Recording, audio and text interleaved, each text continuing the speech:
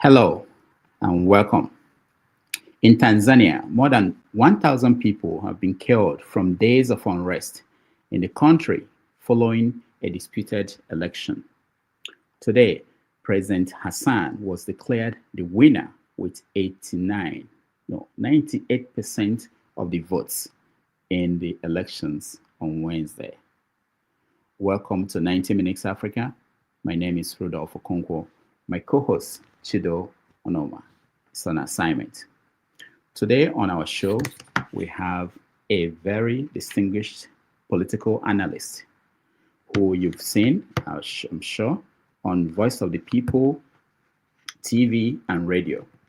His name is Dr. Peter Anosike. He's going to join us to analyze the state of Africa and the world and to discuss his book. He has a new book. It's called Abuse of Power: How Democracy Turned into a Tyranny of the Few. So let's welcome to the show, Dr. Peter Anosike. Dr. Anosike, welcome to the show. Thank you so much. Good evening, Nigerian time. Yes, thank you so much. Today we are starting early because last night we did the magic we do in America, which is to change the time. We moved it back. So this is a new time for people in the United States. But we are sure that people will join us very soon and be part of this conversation. Thank you for making time to join us. Thank you so much. All right. So let me start with things in the news, and that's how we typically start the show. And the first thing is what's going on in Tanzania. We're hearing the news that over 1,000 people, some are saying up to 3,000 people, have been killed in unrest following the election that happened there on Wednesday. So, what do you follow what's going on in Tanzania? What do you make of the outcome of that election? Well, it was not a democracy because the challengers were disqualified. Those who the incumbent felt will give when they bring tough challenge were disqualified before the election. Okay. Yeah, I know they were disqualified, but is that what should now lead to this violence where over 1,000 people were killed? The reason because the election wasn't free and fair. In a democracy, we say that power belongs to the people, but this wasn't what happened in Tanzania. Oh, okay. Yeah. But this is then most people are surprised because Tanzania, they don't have this history of political violence the way things are turning out in the country. Do you think it's something else going on that is something beyond just the outcome of the election or the banning of opponents of the president? All over the world, there's what is known as incumbency bias. And if you take, since after the COVID, no incumbent has been re-elected unless the election process was manipulated. So there's now a lot of awareness everywhere in the world. So people are now asking questions. So it is this awareness that is making people to start saying, no, we cannot continue with this style anymore. Okay, so now when you look at what's going on in Tanzania, and we know that a few weeks ago, I think 3 weeks ago in Madagascar, there was also a protest that led to a military takeover of the country. What does that say to you as someone who lives in Nigeria and you are monitoring what's going on in Nigeria, the political system in Nigeria? Well, apprehension, and mind you, in neighboring Cameroon, there was also a protest because somebody who had been in office for more than 4 decades was again re-elected, unquote. So there was protest there. So there is a wind of change everywhere. but some sit-tight presidents are not allowing it to happen. So, looking at President Hassan and the figures that they announced today, 98% of the votes. Not even in North Korea do they give the supreme leader 98%. How did that happen? And being that she's a woman, running the country, what do you make of that? Well, that is pure state capture. Even it was in the 80s that incumbents were getting a 93% result, not in this modern time. So that showed you that there was no election in Tanzania, that figure was written. We will come to Nigeria very soon, but let me also get your view on what's going on in Sudan. In Sudan, the RS Rapid Force captured a city that was more like the border between them and the military of the country, Al Fresha, I think. And they've been massacring of people. People died. People are calling it a genocide. More than 60,000 people left that place today. I think as of today, the report said 60,000. Why is it that it's not getting the attention of the media across the world? Well, this Africa, everybody is focused on Gaza. Why the same thing that is happening in Gaza is also happening in other parts of the world, especially Africa. But maybe they feel that we don't matter. Maybe they feel that we are not important. That is to occupy the front page or the headline. Because but genocide has been happening. Sorry, go ahead. Genocide has been happening in Sudan for a very, very long time. Yeah, but you are in the media. Is the media in Africa covering it the way they should? Like Nigerian media, they're covering what's going on in Sudan. Because sometimes we blame the foreign media.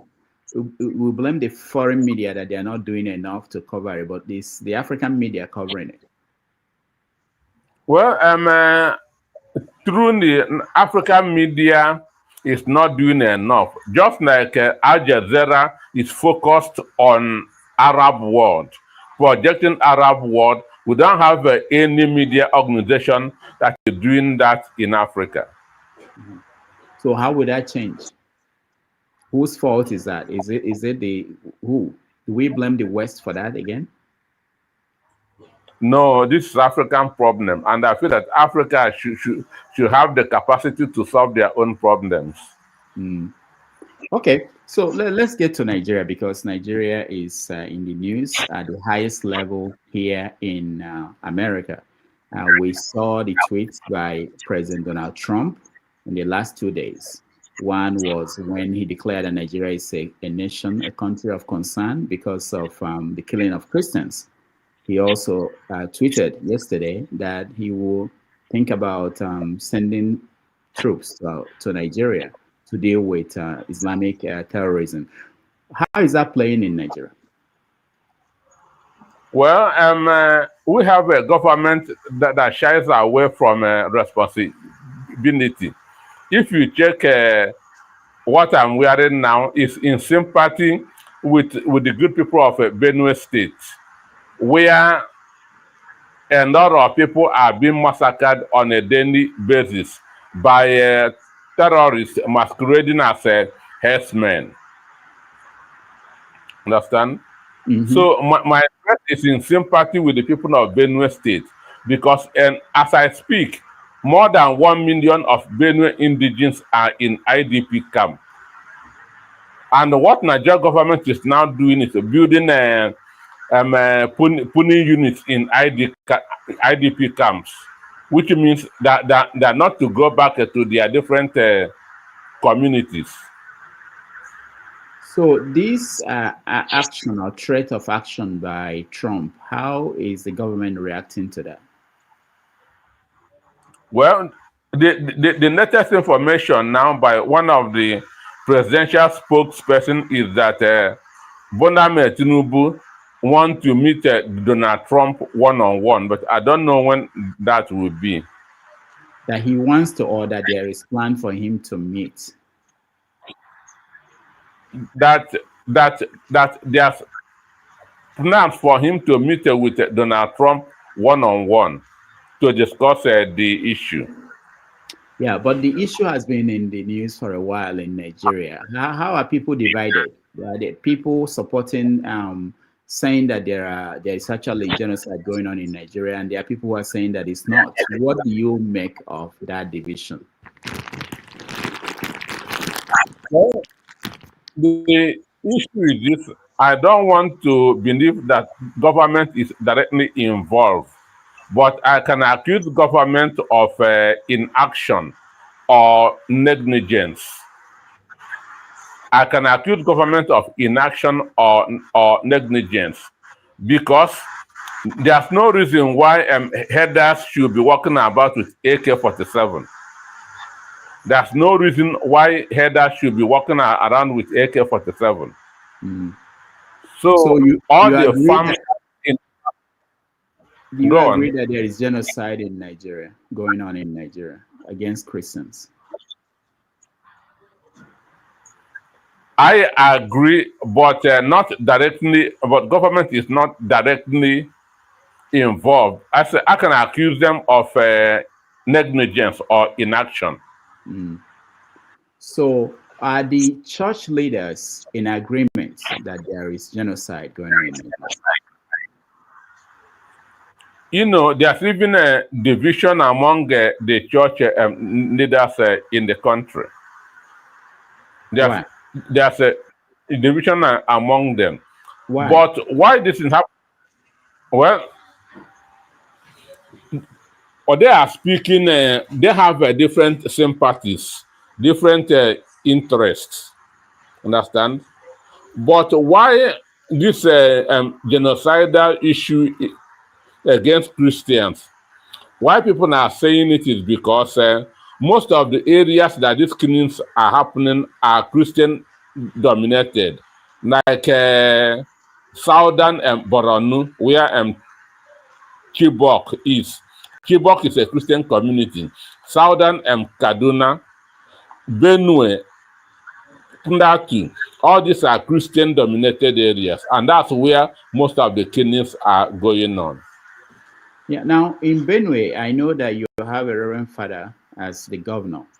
How has been his reaction to this? What is his position? For me, he's more concerned about his re-election than the killings that is going on in his state. And what about the people in the states? Have they shown any kind of reaction that will say this is where we stand? We can't take this. Well, I know that Tortiv, which is a prominent traditional ruler in Benue, has condemned what is happening because government came out with a propaganda that it was in one community fighting the other. But the traditional rulers say no, it is invaders that are killing their people. So it's only the Tortiv that has been able to speak out boldly on this issue.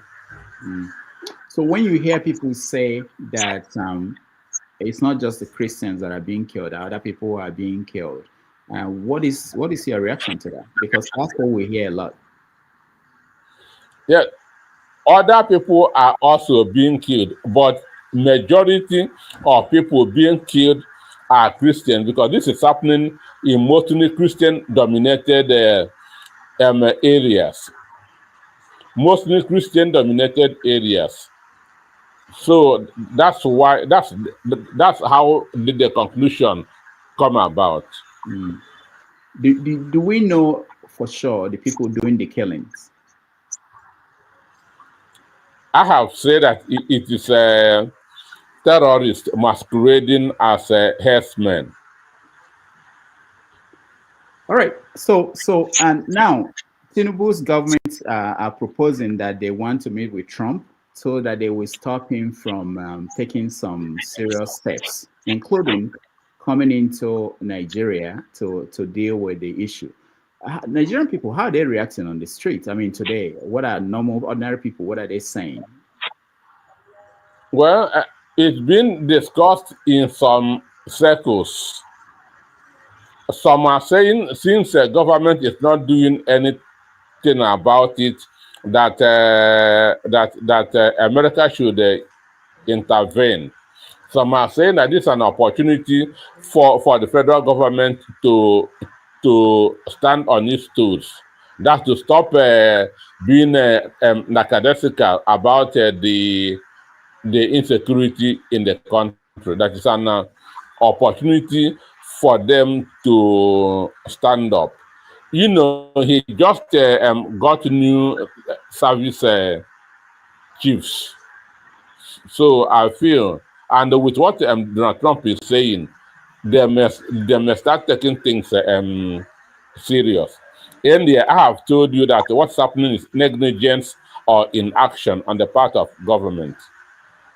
Why people are trying to find out, why does it have to be this way, that it will take a reaction from Trump for the Nigerian government and Nigerian people to begin to seriously discuss this, that this is not normal, that people are being killed in the country and the government could not do anything? You know, most Nigerians are like prisoners of war. Understand? Most of us are like POW, because you are not allowed to exercise your fundamental human rights. Freedom of speech and so on are not working in Nigeria. So a lot of people are afraid.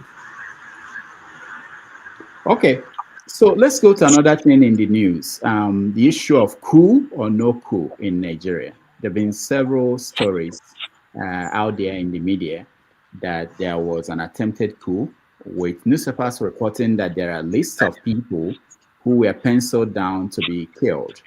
What do you know?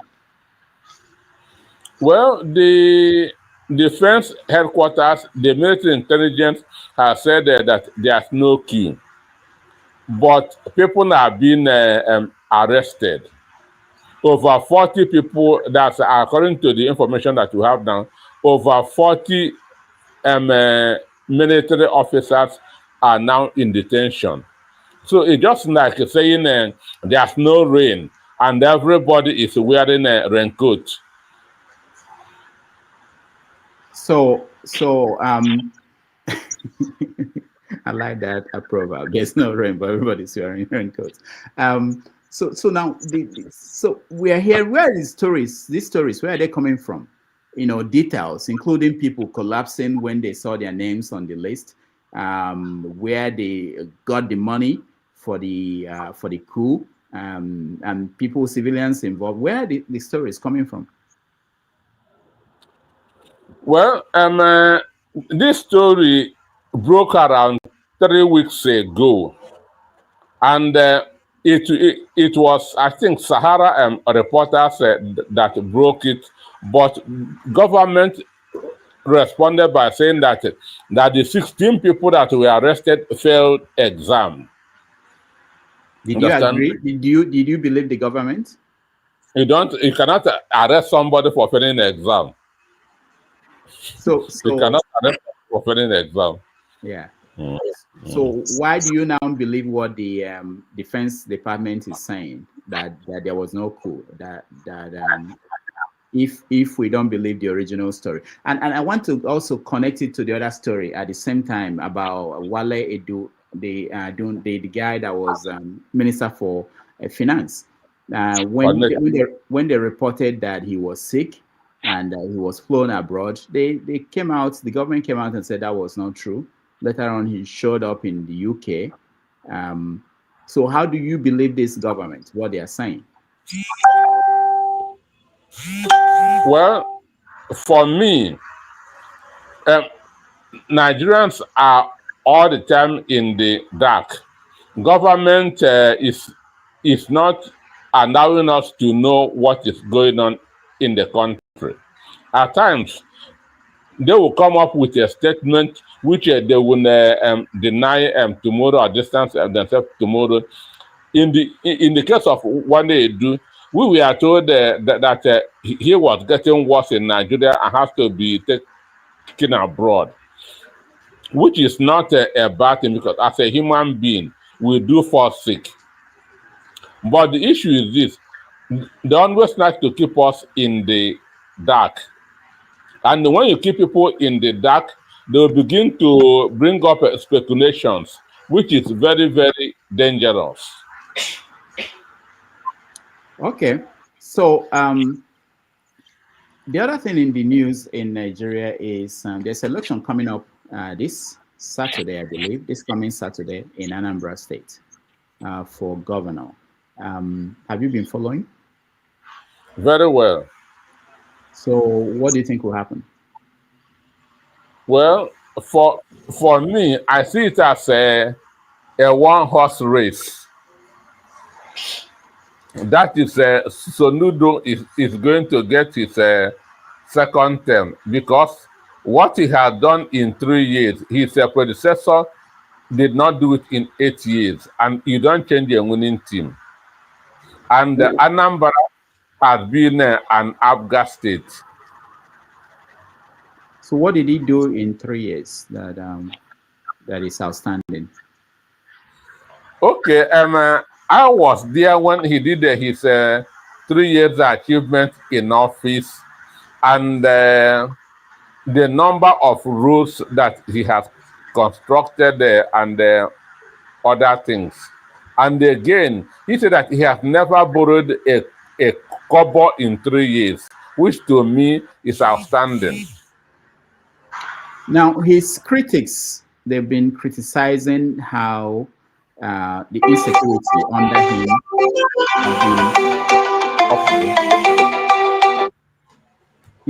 under him had been worse than ever in the country, in the states. And then the fact that there were abuses of people by government talks and sometimes security agencies. What do you make of that? Do you think you can dismiss that as some of the things his opponents are putting out? Well, at times, his security outfit goes on a rampage, which I know they don't have the permission of the governor. His security outfit at times go on a rampage, which because there's no need for desperation. The APC candidate in governorship candidate in Anambra is not strong enough. So go on. Are you saying that he's not ultimately responsible for what the people working for him are doing in the state? No, as the governor, that's the box stops at his table, but the Sonudo I know would not tell people go and commit this just like the copper that was molested. They did that on their own. There's no way the governor or anybody in government can tell them go and molest a copper who is on a national service. What about the so-called Akodo people? Did you see them operating in Anambra State when you were there? Well, I see them, but a lot of the time, these people act on their own. I'm not Sonudo's spokesman. So I'm not trying to defend him.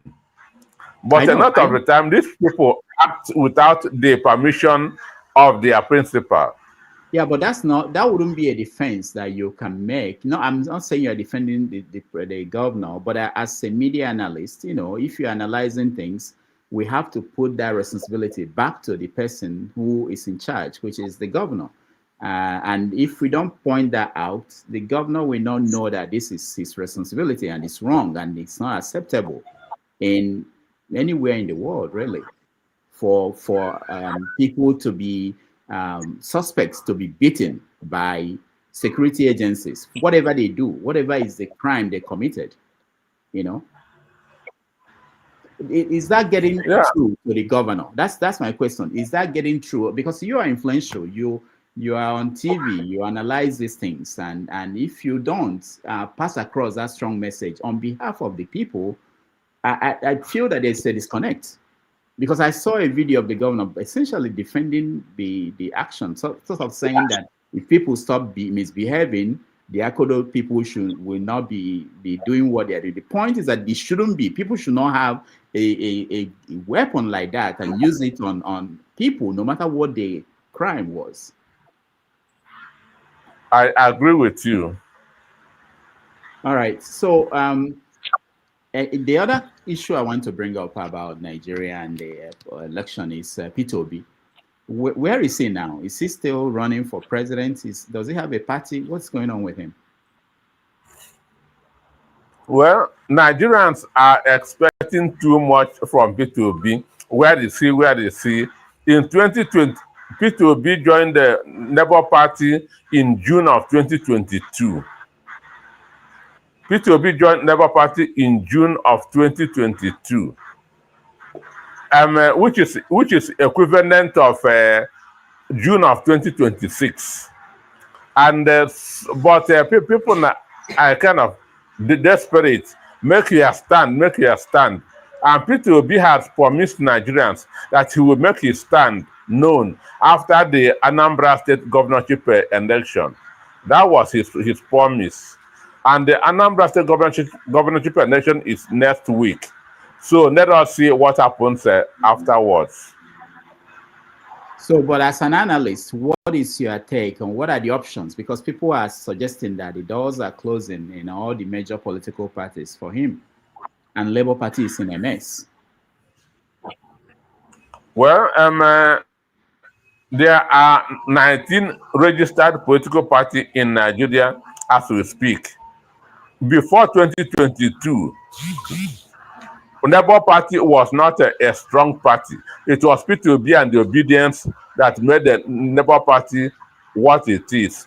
I know that consultations is going on, and the politics most of the time is silence and secrecy, because people cannot attack what they don't know.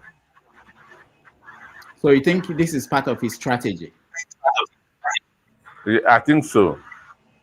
Okay. One more thing. Let's go to Nnamdi Kanu and his trial going on in Abuja. Where do you see things? How will it end? Well, what I'm hearing, even though nothing substantial, because I'm in touch with Sowore's legal team. And one of them told me that what government want to do is for Justice Omotosho to convict Nnamdi Kanu. Then Tinubu will grant him pardon. Understand? So I don't know how that is going to work. Yeah, talking about pardon, there were people who were granted pardon recently, and the government, Tinubu, pulled back on some of the pardons. Why? Why did that happen? Well, many of those pardoned, their offense was state offenses, and some others, they don't deserve it. Like a young man that kidnapped Ozokome. That's Michael Ozokome collected 40 million as a ransom. This guy is not up to 40 years. So why are you pardoning such a person? Again, over 40% of the people pardoned were hard drug dinners. So this is sending a wrong message to about the government. And So go ahead, finish up. And again, it is also demoralizing the men of the NDLEA who are fighting a tooth and nail that to make sure that these people are caught and brought to justice. Imagine when you suffer and arrest a culprit, government will grant that person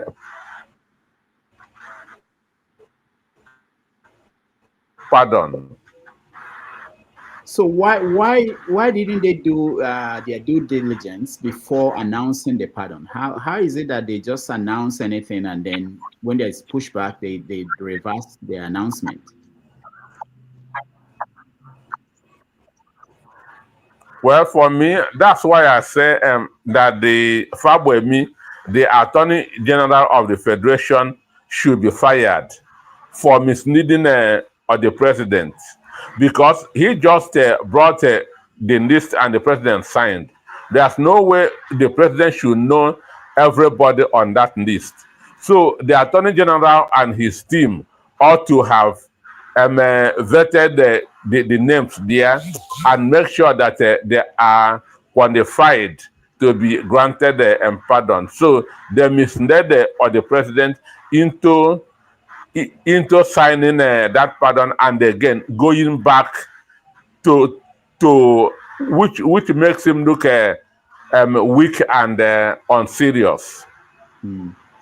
There are some lawyers who are arguing that he doesn't have the right to reverse the pardon, because once you pardon somebody, you have done that and that person is free.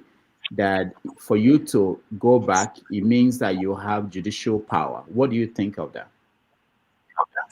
I agree with that, absolutely. Because as the commander-in-chief of the armed forces, his word is final. So having even if it's a mistake, to me, the mistake should have stayed. He's not supposed to go back on his words or on his signature. That's my own opinion too. Now, there were people who look at this and they feel that this is at the core of the problem in Nigeria, which is that people are not held accountable. You just said that the Attorney General should be fired, but apparently nobody has been held accountable. Is the media in Nigeria pressing on this accountability in this instance?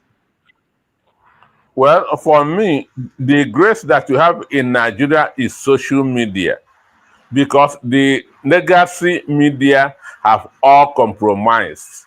Because President Bola Ahmed Tinubu has on 3 occasions held meeting with Newspaper Owners Association of Nigeria 3 times. Understand? One day I sent a story to an editor of a newspaper in Nigeria. He told me that their boss said they shouldn't use a story that is against the president in Nigeria. What president? This current president? This current president. All right. We are going to take a break. When we come back, we talk about your books, the work you do, the media in Nigeria, and all the other things that are related to that. And then we get our viewers to join us in a conversation with you.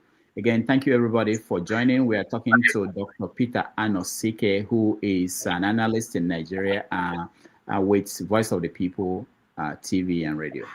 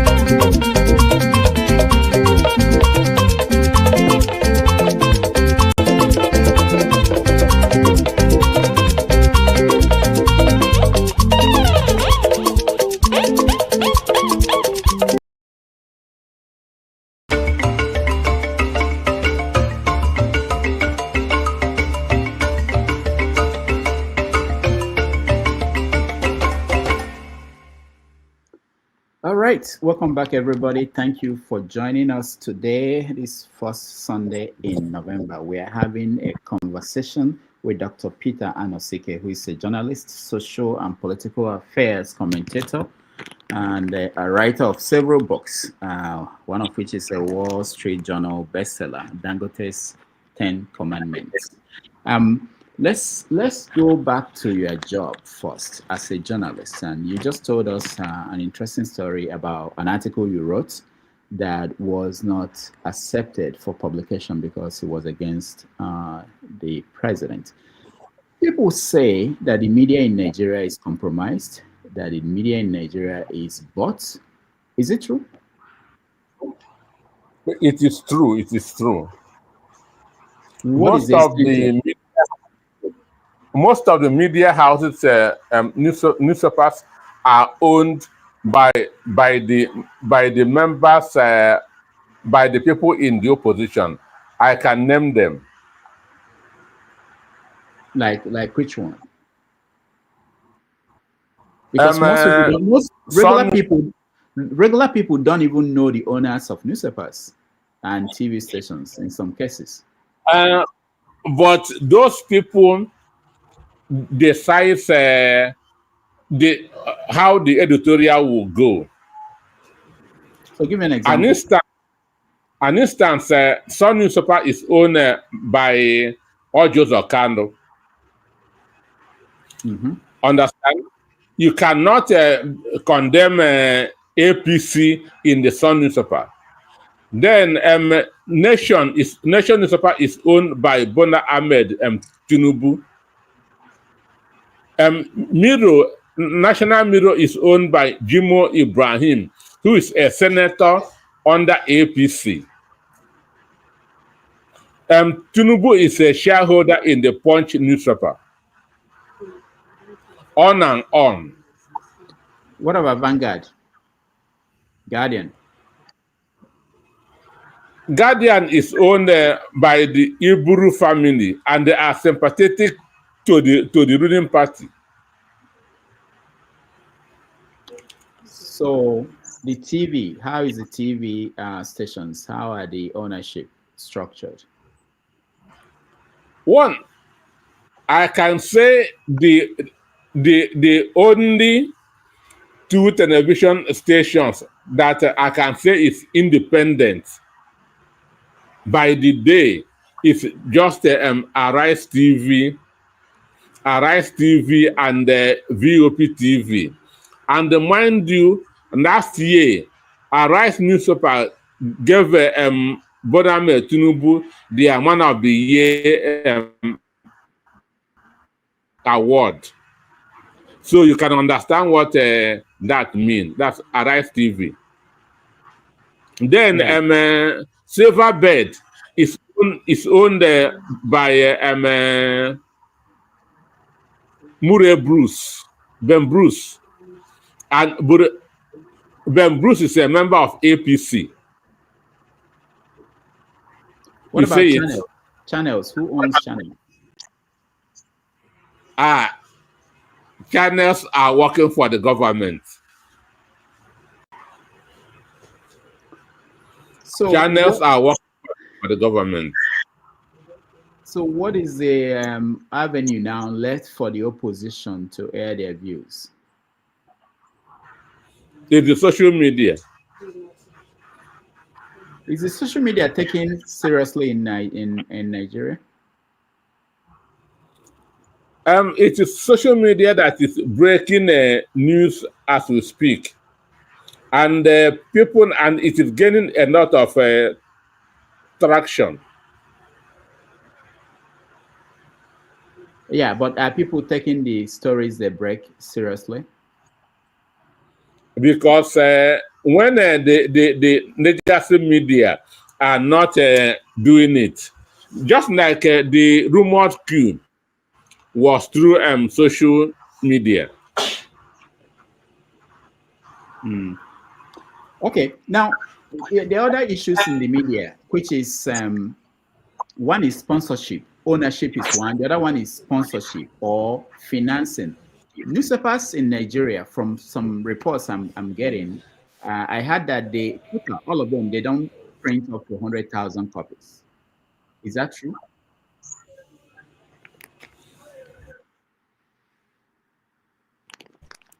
Anosike, can I you hear me? don't get you.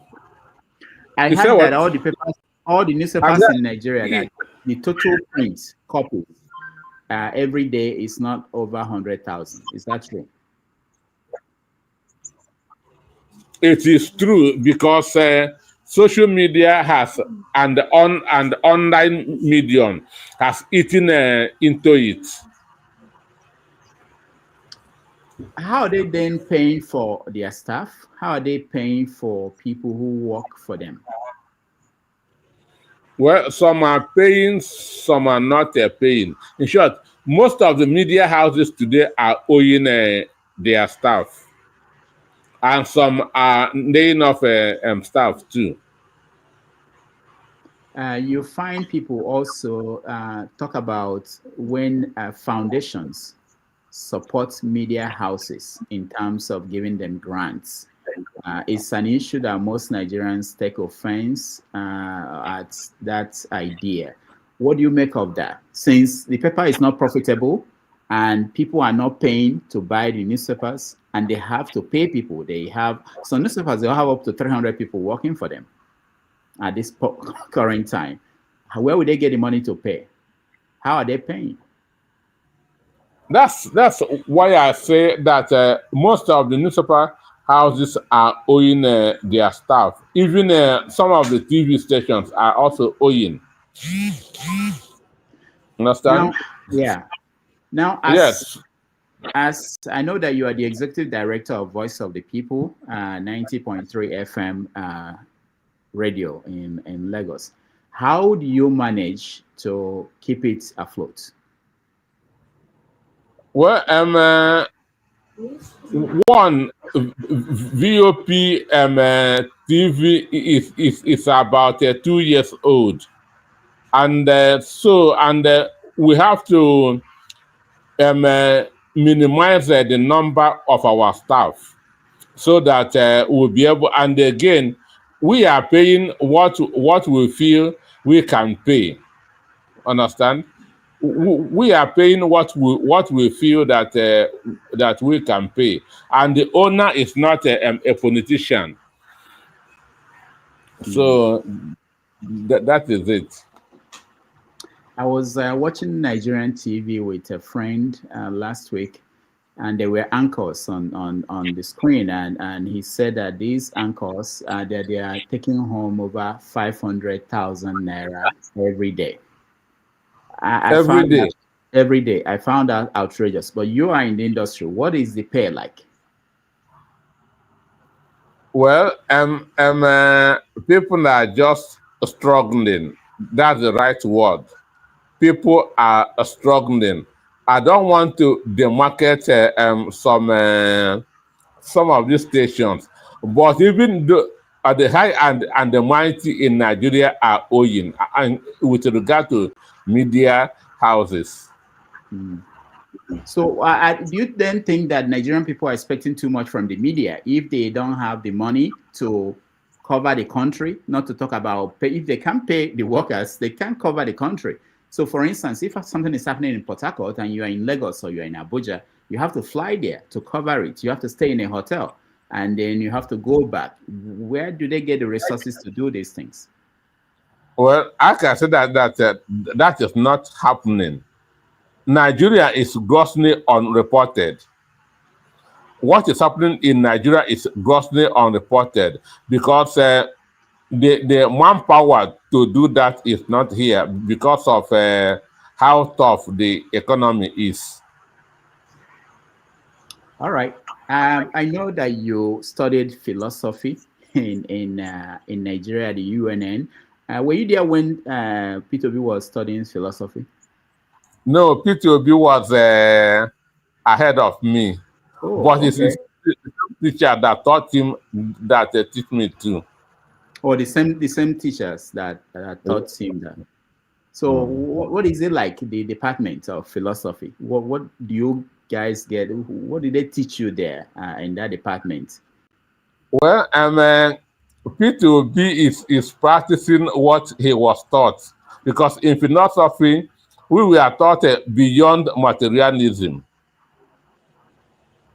And that's material consciousness shouldn't be a priority to you.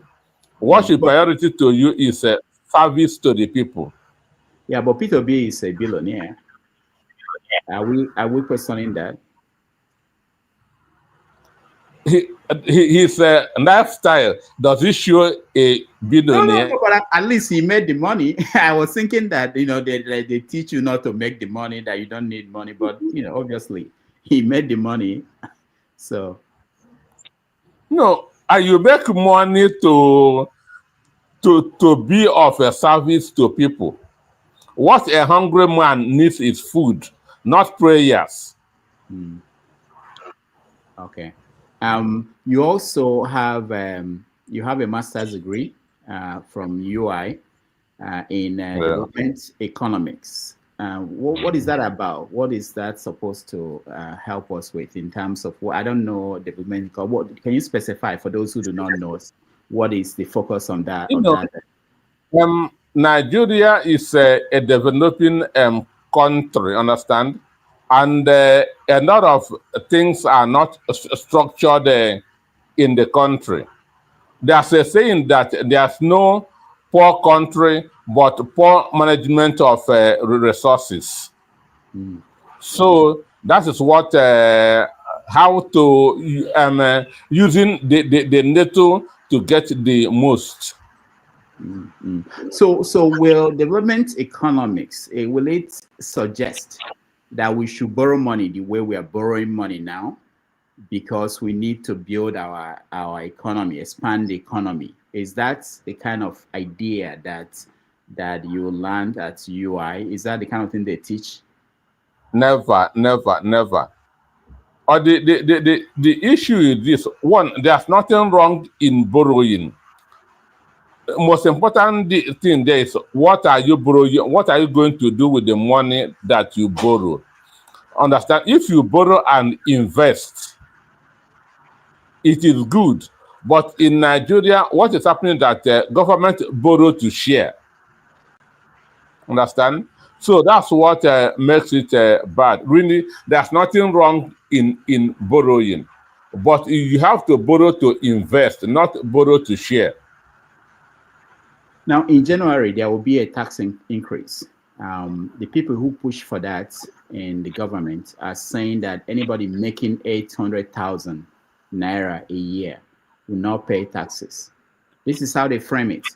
And for most Nigerians, they look at it like, okay, we are not part of it, but 800,000 naira a year is about 66,000 naira a month, which means that people who are making minimum wage, which is 70,000, will pay taxes. They'll pay taxes. Why is it not clear to most people? I don't see the media analyzing this that way, pointing this out. Well, on our own, we have tried to do it, because KPMG warned Nigeria government that you cannot tax yourself to greatness. So, and then when Tinubu was coming on board, he told us during the campaign that he's going to expand the tax net and reduce the purchasing power of the masses. And that's exactly what he is doing now. Because even the minimum wage of 70,000 naira, the value, when civil servants were earning 30,000 naira, they were better off than now, because inflation has eaten up everything. Understand? Okay. Yeah. Let's go to some of your works, the books you've written. One of the ones that intrigued me was the book on Dangote, which is this one, Dangote's 10 Commandments on Money. Yeah. Lessons on how to make money from one of the world's richest men. It is one of your best-selling books. What do you Yes. make of Dangote and his impact on Nigeria's economy? Do you think it's a good thing? Well, it is a good thing going by the way he started. In 2008, when Dangote was announced as one of the world richest men, because it took him 30 years to become a billionaire, 1978 to 2008. So that was when I interviewed him for the book, and I saw him as a very principled person, as a go-getter. The only area that I disagree with him is that monopoly does not help an economy. It is competition that helps economy. You feel that he has these monopolistic tendencies in his approach to business. That he has it because he has a large purchasing power, so can put anybody he wants out of business. It is not easy to compete with him in Nigeria. Is he getting help from governments? The government? Is the government pushing for him to be the primary businessman or entrepreneur in Nigeria? Do you think from your own side? That question has been coming on and on. The truth is that anywhere in the world, once you have more than 10,000 workers, government takes you serious. Government supports you. So that's the truth. And he has, as we speak, he has over 50,000 work people on his payroll. So imagine if such a person should go down, the number of people that will be thrown into the unemployment market. So not just in Nigeria, anywhere in the world, once you have more than 10,000 workers on your payroll, government will take you serious. Recently, the Nigerian government just, I think Tinubu approved a 15% tariff on imported petroleum products, or I think it's petrol. And people are looking at it like this is to protect the Dangote refinery. How do you see that? For me, anything in the downstream sector now, it's working on his favor, because it is only him that is refining in the country as we speak. We know that Bua, which is building his own refinery in Cross River State with over 450,000 barrels, is about 70% completion. So, but it has not started. So people are saying that Dangote should be protected and so on and so forth.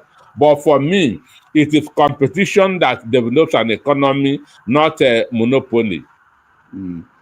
As a development economist, will you say that we need, like what happened with the cement industry in Nigeria and the role that Dangote played? Do you think it was positive or negative?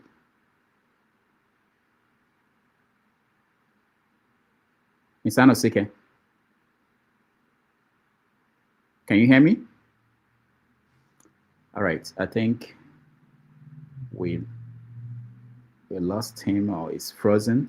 We are going to come back and we will bring in our guest again, and then people who are watching who want to join us in this conversation with Dr. Peter Anosike, who is a journalist, analyst, development economist, and he has written several books, one of which is a new one that we are actually going to have him talk about, because it's actually connected to what is going on today in the world.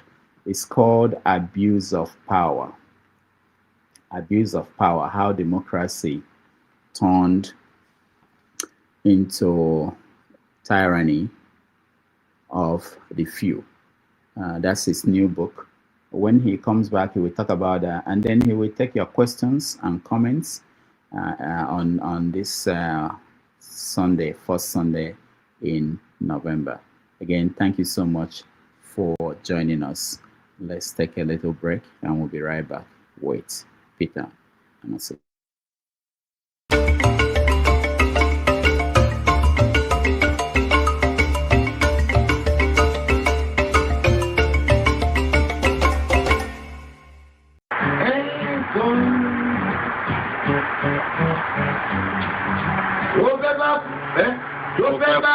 Tó fẹ́ kú torí ẹ̀ o.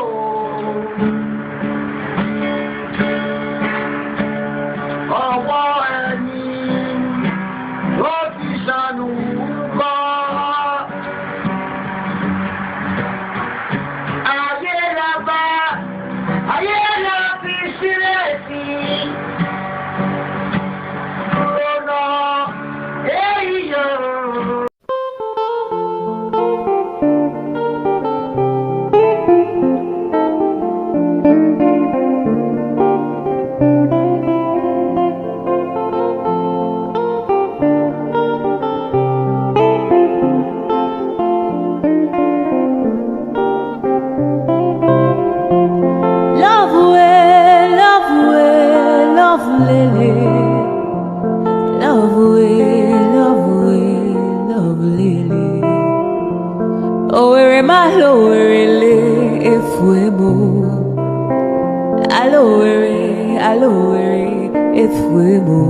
I am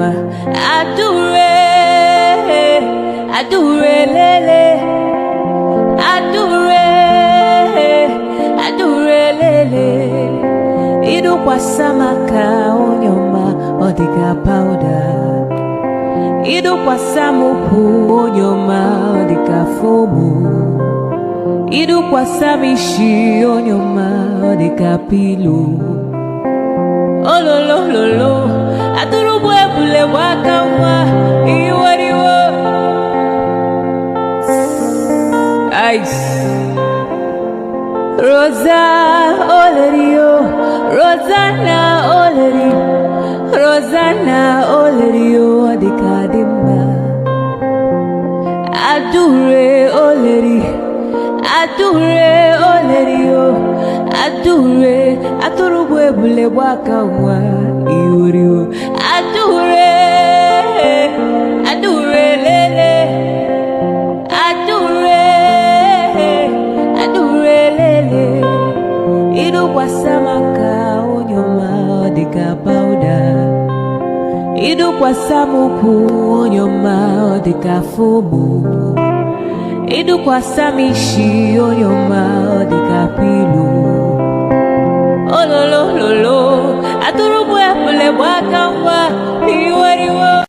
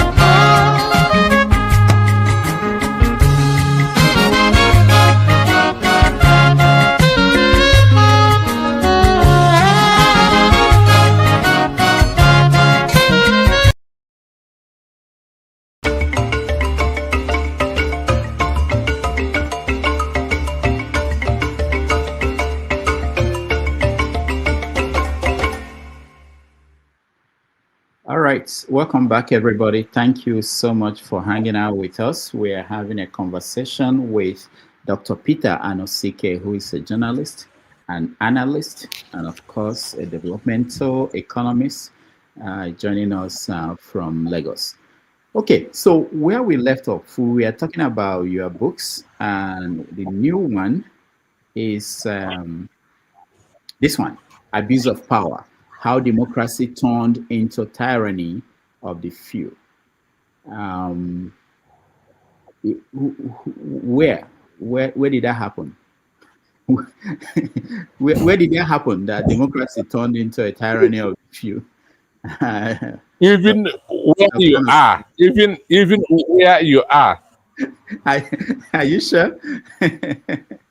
Where you are, everywhere in the you can see what's happening in Tanzania, which in Cameroon, in everywhere in the world. But it's not a surprise at all, because Socrates, who lived between 470 to 399 AD, predicted the failure of democracy. Understand? Mm. So you think democracy is coming to an end? Yeah, we can hear you. I can hear you. Yeah. Do you think we are coming to the end of democracy? Democracy is currently in an intensive care unit, ICU. Why did it happen? Was it because there was no competitor anymore? You know, it wasn't like competing against capitalism. I'm sorry, against socialism or communism, or is that why democracy now collapsed, or something else happened? No, because one is supposed to be the best system of government, but it is now being abused everywhere. It is now being abused everywhere. In democracy, as I said before, power belongs to the people. But today, power doesn't belong to the people anymore. In Nigeria, we had end bad governance, where Nigerians came out to make a demand. 10-point demand, nothing was done. Understand? So everywhere in the world, democracy is failing. Didn't someone define democracy as the dictatorship of the majority?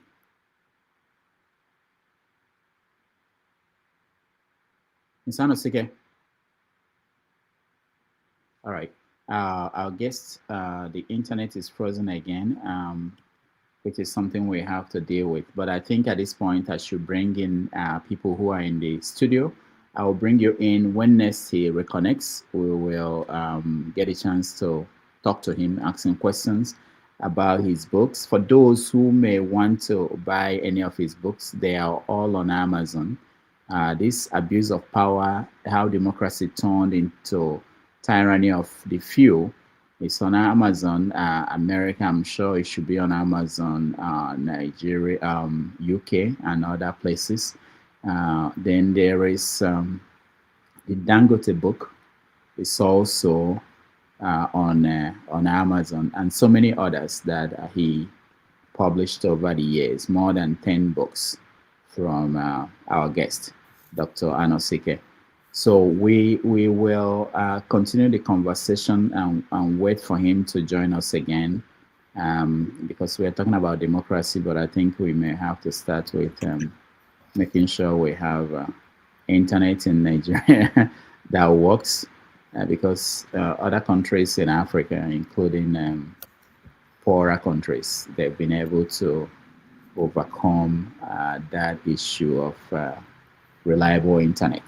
You can't have a functional democracy these days without information, especially when, just think about it, most people don't see a newspaper in a week. They don't touch it, they don't feel it, they don't get their news directly from the newspaper. If the internet is not functioning, That would be really a terrible thing. Like in Tanzania today, I just spoke to somebody who is in Africa, close to Tanzania, in Kenya, somebody from Tanzania, and they're saying that internet is off, that all the atrocities happening there, people, the world is not yet seeing it because they don't have a opportunity to share with the world what is going on in Tanzania. That in the next few days, when they turn back the internet, most people will be horrified at what happened in that country in the last few days as a result of an election, a disputed election. All right. While we wait for our guest to come and join us again, okay, he's coming in. I wanted to say hello to people who are here, but our guest is here. Anosike, thank you so much. I understand that connection issues in Nigeria. I'm in. Yeah, I can hear you. I can hear you. So yeah, I'm in. Okay, so I was trying to find out from you. You talked about democracy as the best form of governance, and people have said that democracy is simply the dictatorship of the majority. That if the majority are supporting something, it doesn't matter what the minority they are saying, and it could be majority that people that are bought. So, like in Nigeria now today, you have everybody joining APC. We don't know whether they are being induced. We don't know how the process works, but we are getting to a point where our majority of government officials are moving towards APC. They will form majority, and they can vote for anything, even what you don't want. How do you square that with the idea that democracy is the best form of governance?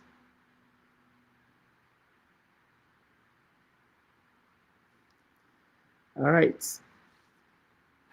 We spent time. I think it was Ovie that said we should, instead of demonstrating against police brutality, and we should start with light.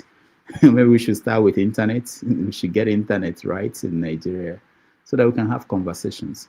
Let me welcome people who are here. Thank you, Righteous Man. How are you doing? Righteous Man, can you hear me? Okay, I was about to say that maybe when we have guests next time, they'll go to Righteous Man's house and stay there for the interview, since his internet is so good. But I can hear you. You can hear me, okay. Yeah, good evening from here. Yeah, how are you, Righteous Man? Fine. It's a beautiful Sunday evening right here in the city of Lagos. Okay, nice. Thank you so much.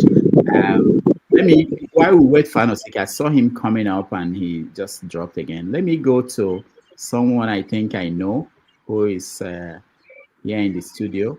I want to believe it's my classmate. Let me see. Let's see if that is what I think it is. Stephen. Hello? Oni? You are muted. Can you unmute yourself? Okay, let me check. Is this Oni Okodike? Yeah, sure. All right. Sure. Wow. Nice. Can you hear me now? Yeah, I can hear you. Nice to see you. Fine. I went to. How you do? Good. I went to Futakura with Oni a long time ago, so it's nice to see you. You're welcome. Yeah, Oni, you are in Plateau State. You are in Plateau State, Jos. Sure. Okay. So thank you so much for joining us, and it's amazing. I will. I know we have to talk about the book you are writing, and maybe one day you'll be our guest on this show when the book is out. But thank you for joining. It's nice to see you. You're welcome. Okay. Welcome. Comrade Omoyele, thank you so much for being here. Yeah, good morning, Dr. Damages and other panelists. My greetings, my best regards to all our viewers across the globe, home and abroad. Thank you so much. It's always a pleasure, it's always a delight, to be here. This is the only platform that gives people opportunity to air their views, hook, line, and sinker, no matter who else is God. Kudos to you, Dr. Damages. The only detribalized Igbo man I have known all my life. Thank you. Thank you Some people feel you are not Igbo enough. Yeah, it's We all shall right. come to that later. It's all right. Maybe you have identity problem. Yeah, I do. That's why I play funny identity every time. KJ, welcome. Thank you so much, Dr. Damages, and I also want to appreciate your guest, even though it's off the screen right now. Dr. Anosike have been doing a great work in Nigeria. And then to Comrade, Comrade, you didn't think I'm tribalized too. I'm the same thing with Rudolph. If it I doubt me, didn't know go you were and there. I didn't know you were there. ask I didn't know you were there. My apologies. My apologies. I didn't know you were there. My own case even worse. At least, for Rudolph, they say stabilized. The North is not accepting me. The East is not accepting me. So I'm nowhere in between. So, so that's the situation we find ourselves in Nigeria. But I welcome all of you. I'm sure that Dr. Anosike, we do good. I mean, I listen to him. I've listened to him, and I know him, and he's quite apt. Rudolph, I was not surprised when he said the thing about the only thing he didn't add because he was trying to protect the Nigerian media space. The only thing he didn't add that when you are giving your ID card, they tell you this is your license to go and get your salary. If you don't get that's your business. Don't come back here and ask for something. Wait. I worked in 2 media houses in Nigeria. Nobody ever said that to me. You worked in a media house that had grant coming. No. I don't mean abroad. I'm talking about in Nigeria. I don't just want to mention them, but if one of the biggest media personality that works in AIT, I will not call his name. Okay, that was the only way he was being able to pay his set. He goes, does his interview, gets the money, takes off his salary, and then pays the rest in. I mean, I'm saying this, and I'm calling AIT. Wait. Pays what in? Do you collect money for interviews? What are you talking about? Okay, now majority of the prime time news interviews in Nigeria are paid for. They are not guests. Wait. So the only time, no. I'm hearing this for the first time. No, seriously. I'm not losing. Just let me explain. The only time you don't pay is when the TV station invites you. But if you are famous and you say you want to give us information, you pay for the time. You come in and pay, and they'll tell you. It's not just paying anything. There's a lay down this thing for it. I'll give you an example. Weekly this thing or monthly whatever. It's over 10 million that he pays for everybody going to be there. So that's why they can't afford to ask him questions. Even if they want to ask him questions, they can't because he's paying them. And as a journalist, that's a free money coming in. So why do you want is he paying the reporters or paying the channel? He's paying the channel. Okay. He's paying the channel. For airtime. Yes, you pay the channel for airtime, and then the channel will the channel will build in every person who's going to be there. If they're going to have 2 journalists, 2 cameramen, or 3 cameramen, or 1 floor manager, whatever they're going to, they'll build it all into that. So for you as a producer, you know that at least that month your salary is secured.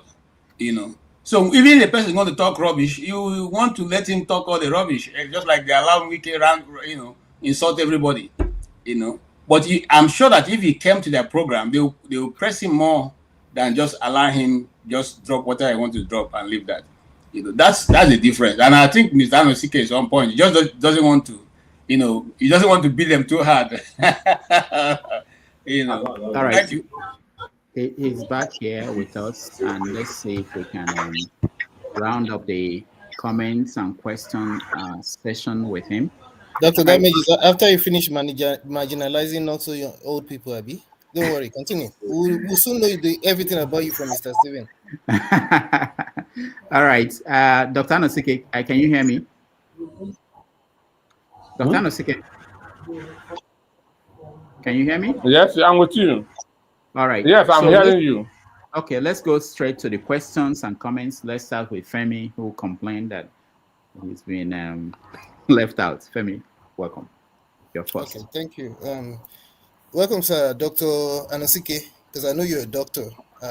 Correct me if I'm wrong. Yeah, he has a PhD from university here in America. Yeah, first time I heard your name, it reminded me of this Peter Anosike, same name that was with the Golden Eaglet in '93, Japan '93. But that's on the wayside. Now, I do follow you candidly on Voice of the People. I typically will sacrifice my nighttime in furtherance of my interest in goings on in Nigeria. A lot of what you said, I typically would agree with, but I think I'll be hypocritical to want to agree with everything and anything anybody says without self-analysis.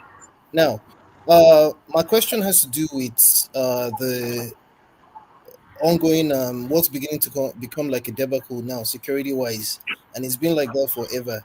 Now, my thing is it that for you, um, it's more of general insecurity? Because I know we may have left out a couple of states like Zamfara and Katsina, and maybe some other states, even Gombe as an example, even Sokoto, that are mostly Muslim majority states. Now, I say this not to disabuse the fact that because Nigeria itself is a conundrum. It's a big, huge, huge problem. And of course, while I do agree with the fact that the government is negligent, I am wondering, I want to tap into your brain. Do you think do you think there's nothing more to something that may be seem to be opportunistic in terms of the US trying to find a way to come into Nigeria and actively participate in some kind of active neocolonialism? Because it's not like they're not doing it already. Because my fear is, yes, while it may give us the opportunity to straighten up, I do not think they know us enough, and they might have their own agenda. I just want to know what your opinion is when it comes to that. Well, for me, I believe that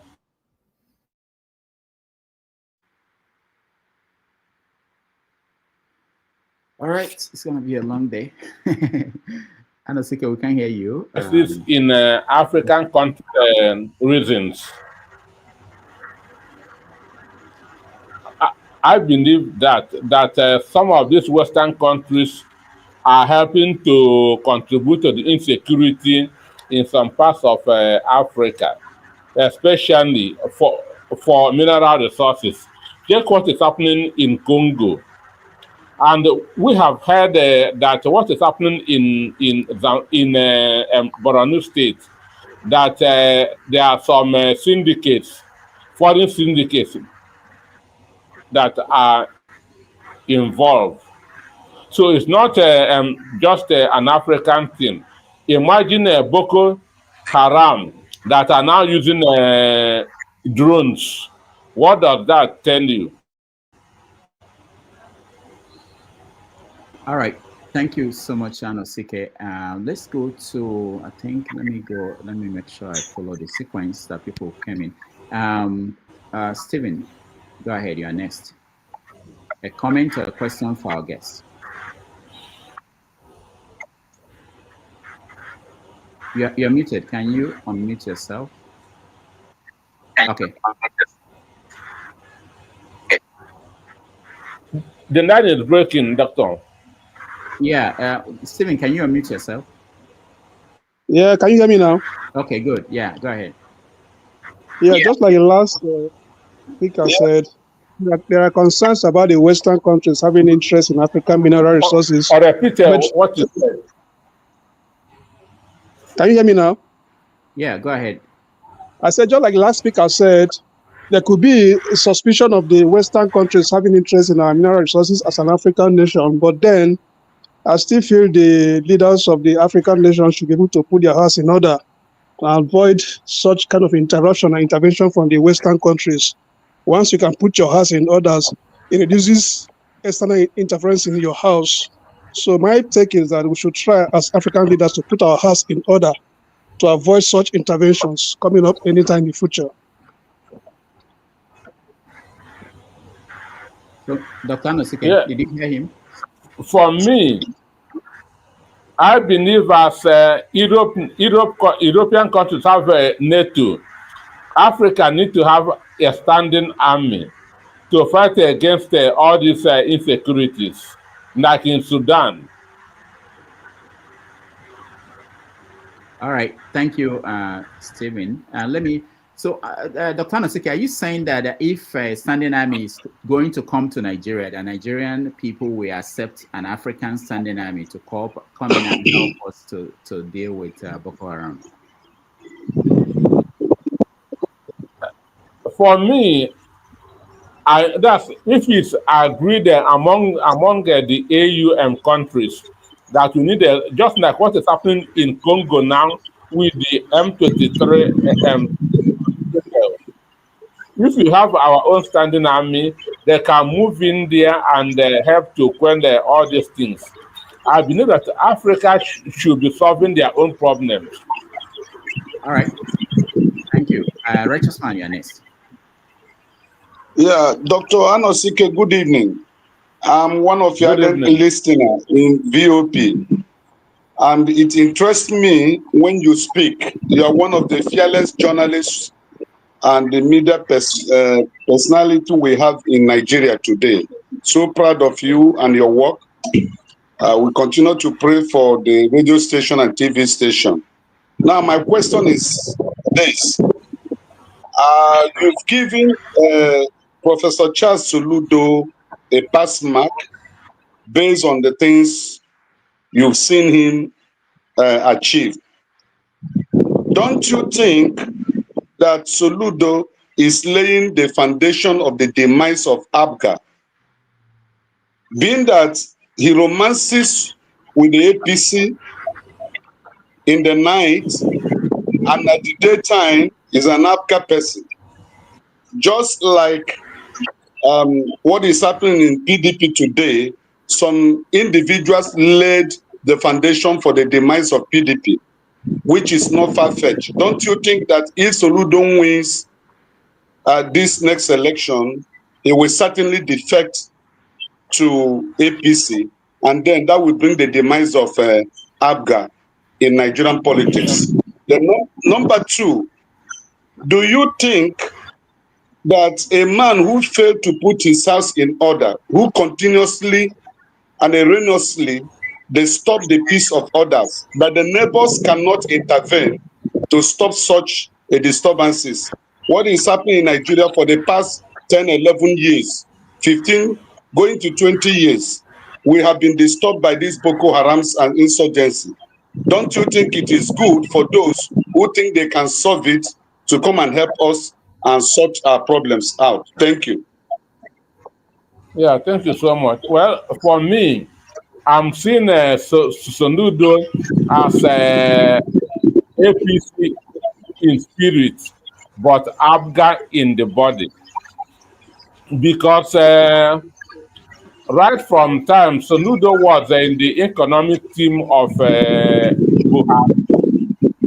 He was in the economic team of Buhari, and he has also been doing business with Tinubu.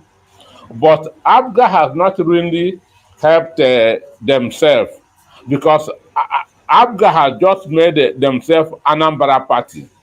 They don't want to go to the national. Imagine their national chairman, from Victor Ume to Victor Oye, from Victor Oye to Sylvester somebody from the same state. So this is not how a national party should operate.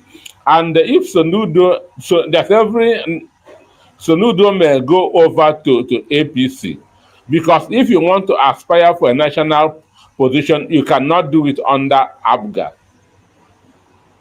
because ABGA has knocked themselves inside Anambra State. All right, thank you. Then, go ahead. Then on the issue of Boko Haram, if now, for the past 20 years, they started around 2009, when their founder was killed. Up to today, nothing has been done. Rather, it is giving birth to other different terrorist organizations. But the issue, there's no political will on the part of government to deal with these people. Then in the north, they are not being seen as terrorists, but as miscreants. So some people there take them just as wayward children. But I strongly believe if Nigerian army want to fight them squarely, Nigerian army can defeat them within 2 months. All right. Thank you, Dr. Anosike. Thank you, Righteous Man. Let's go to Comrade Mori. Yeah, thank you, Dr. Damage. It's always a pleasure. Greetings to our guests. Dr. Ezike, you are welcome on to the platform, the people's platform, where we speak it the way it is, without missing words. Please, before I continue, without sense of humility and modesty, I believe in so many things you said that I will be hypocritical, according to my brother Femi, to want to assume that everything you said on this platform is right. And I want to quickly debunk some of the things you said. You are entitled to your opinion, though, but opinions are free. Facts, they say, are sacrosanct. You started by saying, I want to debunk some of the things you said, that power does no longer belong to the people. I think that is an erroneous impression. Anywhere you go in the world, north, south, east, and west, power belongs to the people. No other person can hold power. No politician, no dictator can hold the people captive if the people are not willing to surrender. And I want to also debunk what you said by saying the end government protest did not end any result. No protest without result. It could be short term, it could be medium, it could be long term protest. Every protest all over the world always come with immense results. That is why the government is not comfortable when they see the people coming together to hit the streets. It is not good for their image. So don't be carried away with that erroneous impression that protest does no longer yield results. Another thing you said was breaking of the coup rumor. It was on social media. I don't know if it's out of hate for Sowore or his Sahara reporters. It was actually the brain of Sahara reporters.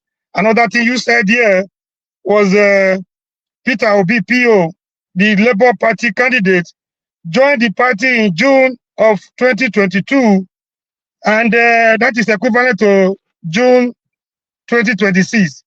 I mean, it is moronic and insane for us to continue to do something and expect a different result. You know the consequences of that. In some areas, he could not raise the agent, and the way he won the election, the results were overturned because agents were not there to defend his vote. Is that what we're heading for again? And again, you said that people are expecting too much. Nigerians are expecting too much from Peter Obi.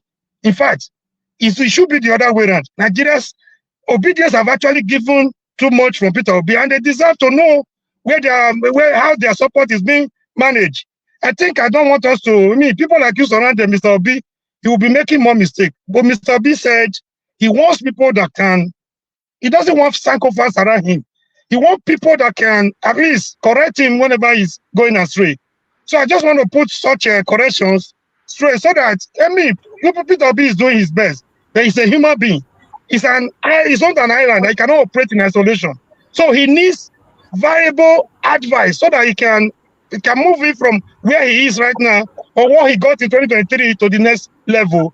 If the dream of becoming Nigerian president must be a reality. Another thing you said that shocked me to my bone marrow was that am I missing that? I was jotting a lot of things, and it's enough to write 10 books. What you said today, if I have my time, that Peter Obi is not materialistic or something. Being materialistic is not a sin, it's not a crime. Even as a student, he said he was already a millionaire or a billionaire. So what could be more materialistic than that? So I am not here. This is not about Peter Obi today. And this is, I'll go to my question right now.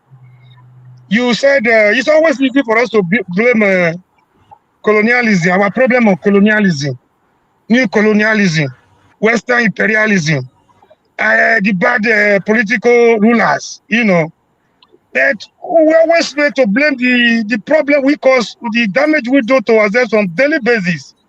I give you a vivid example. Recently, Sowore felt the consideration of the Kanu for 10 years was inhuman and was unnecessary. So he felt an injustice to one should be an injustice to all. he came up with the say, okay, if the law, if the people, if the those in authority have learned to break the law over time, the people must learn how to bend the law too, to achieve what they want. Because okay, Comrade, please round up so that we can. Okay. I watch you on your. This is my question. I have a lot of reports to make on the utterances he made, but time will not permit me because a lot of people are waiting. I want you yourself, Mr. Gality, and Esther on the VOP. All you guys were doing, we're coming together on daily basis. You guys were not concerned about the objective and the aim of the protest. If we could help, if we could put those that are putting the kind of incarceration unnecessarily, if you could put them on their toes, if you could also garner some international support and local support. All you were doing on a daily basis, we are more concerned about the organizer of the protest, which is Sowore, not getting the credit than the objective he was trying to achieve. On daily basis, you guys were organizing a campaign of calumny to discredit the organizer. I mean, you come here, you're blaming every other media houses except yourself and the other one, your own VOP and Arise. I mean, do you think what you did to Sowore, instead of focusing on the message, you focus more on the messenger, just on tribal, based on tribal and unnecessary sentiment?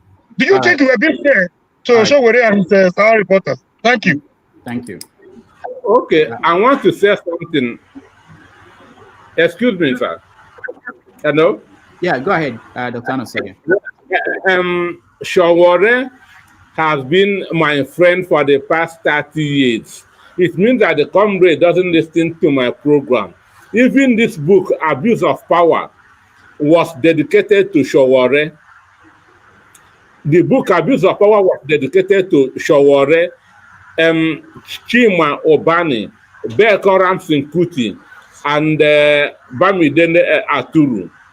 The book was dedicated to Sowore, and at the back of the book, Sowore made a comment. So there's no, and if you have been listening to my program, I said if I'm in Abuja, I will be part of the protest. I said so. I said that the Cuban revolution was led by somebody from Argentina, Che Guevara. So there's nothing wrong with a non-Igbo leading or the protest for the release of Nnamdi Kanu. This is what I was saying on air. So it means that you have not been following me. So what I have been, I said my book, Abuse of Power, was dedicated to Sowore. At the back of the book, Sowore made a comment. Understand? I and Sowore will speak almost every 3 days. So there's no way I can be against him. All right. Which means you're not part of what Danity and Esther were doing on daily basis, trying to castigate Sowore and bring it to more tribal, frivolities. I am not part of it. I am not part of it. My dear, apologies. All right. Thank you so much. Let's go to KJ.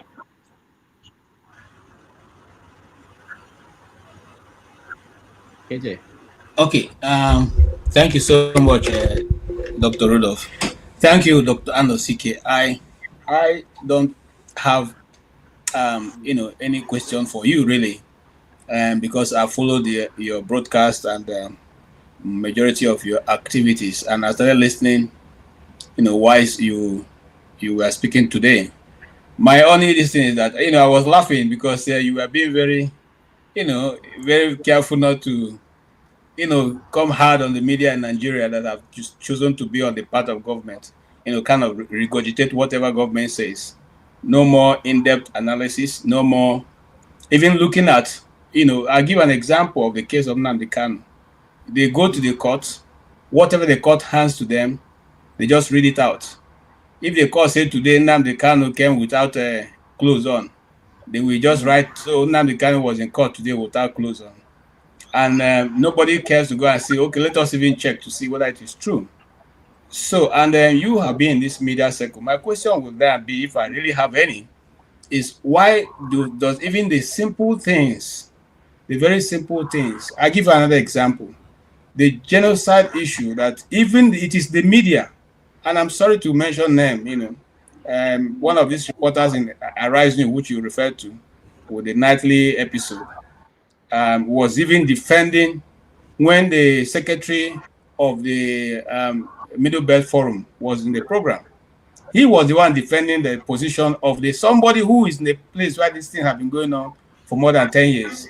He is even defending that what the guy was saying is probably not correct because, there may be a reason. So I find it a bit irritating. So that's the right word.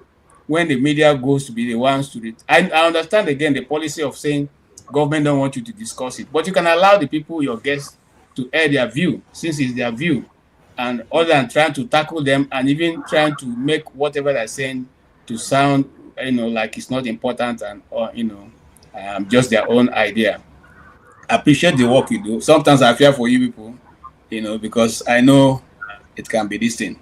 But if you have anything to say, I just want to appreciate you. It's not easy. I know it's not easy. You say and do, and you have family. I mean, the reason why I run now because of my family. I never ready to go.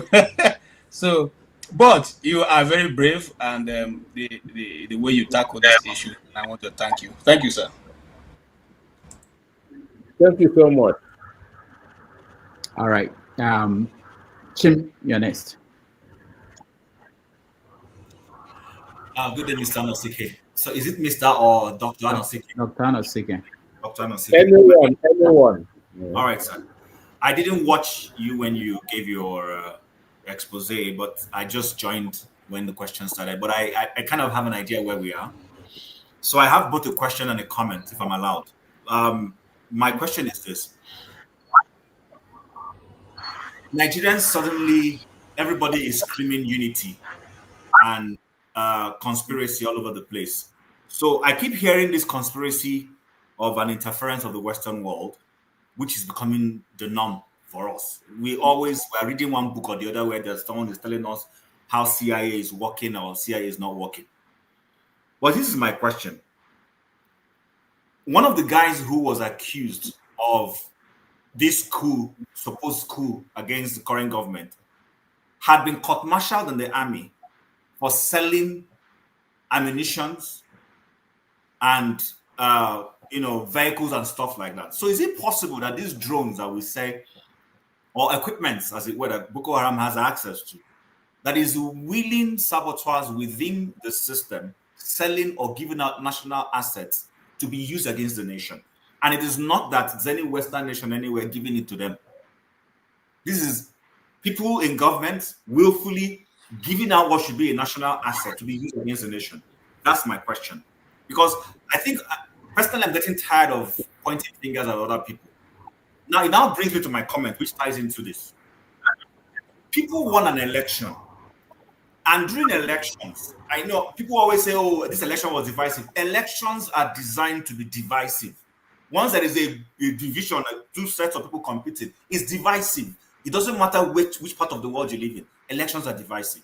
It pitches one group against the other. So this comment I keep hearing is actually, I don't know what to define it. Elections will be divisive.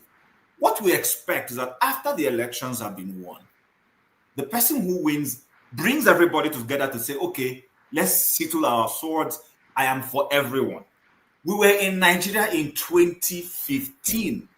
Somebody said he will not give people who gave him 7% as against, even though his math was wrong, there was a 95% versus 7% or whatever it was. 97.5. 97.5. Thank you, sir. Now, imagine that same person being in the saddle of office, for instance, and then a foreign nation wants to attack you, and he's now expecting the 7% to suddenly become patriotic and fight against the invasion. Because that's the same thing that is happening. Somebody won an election. He took it in bad faith that in what was supposed to be an enclave, he lost an election. And since then, he's been going on a decimation of the group he perceives is creating problem for him in that enclave. Suddenly now, I'm reading all over the Facebook and everywhere. people are saying Nigerians unite. How are you going to unite when you use your hand already to create a division within the same country that suddenly people are coming to fight? Please explain that to me, because I see people coming here and nobody is reasoning to say, you know what, we created our own problems. Dr. Anosike.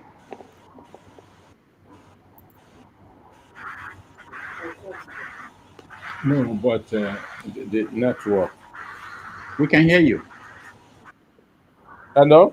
Yeah, we can hear you.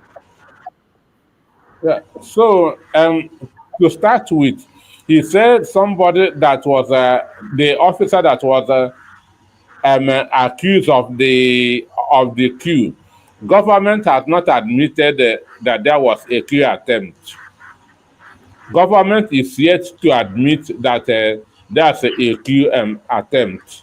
So, and since they don't want to admit, we pretend that or there is none. On the issue of 97 and 5%, on the issue of 97 and 5%, at the end of the war, Gowon declared the 3R, rehabilitation, reconstruction, and reconciliation. Up to, so more than 60 years or whatever, more than 50 years after the end of the Civil War, Igbos had not been reconciled into the mainstream of Nigeria body politic. So that 3R has not been implemented up to today. And when you check a federal presence, when you check infrastructural projects, when you check the number of states, that will tell you. Do you know that about 3 months ago, federal government approved 380 billion naira for irrigation projects? Southeast was left out. 380 billion naira irrigation project. Southeast was not mentioned. Understand? So the issue is this. Igbos have seen that politics is not favoring them. That's why they are focusing fully on their businesses. So, but what? Go ahead. No, go ahead, Peter. Go ahead. So what they are doing is killing national unity. When you are favoring a particular people and discriminating against the others, when there is war, you will not expect everybody that to come and all hands will not be on deck, because you've already shown favoritism. So that is it in a nutshell. All right, thank you, Dr. Anosike. I wanted to push back and say what you just said about the Southeast not being mentioned in that project. When you have opportunity to interview lawmakers from the Southeast, what do they say? How is it that they sit down there and something like this will come across the National Assembly and is passed? Well, because we have 15 senators in the National Assembly. That's in the Senate, 15 senators, 5 states times 3, 15. But these people are more concerned with the next election. They don't want to lose their membership of the juicy committees they are in. So they don't speak out on behalf of the people. They don't speak out for the people. Imagine 380 billion naira irrigation project. Only Southeast was not there. It is only Engineer Abaribe that is making an attempt to speak for his people. Others are just OES members. All right, thank you. Chris, you're next. Yeah, good evening. I don't know if you're hearing me. We can hear you. Yeah, okay. So You know, when one of the highlights of Babangida's book is that Nigerians are badly educated, and he fingered the journalist as one of those badly educated Nigerians.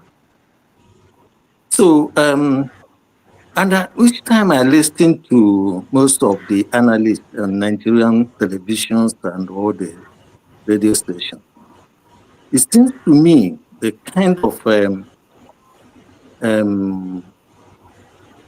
way they speak or they analyze seems to me to confirm what Babangida is saying. And then I'm asking, how much of it is due to lack of intellectual depth, and how much of it is due to stomach infrastructure that somebody mentioned here ago?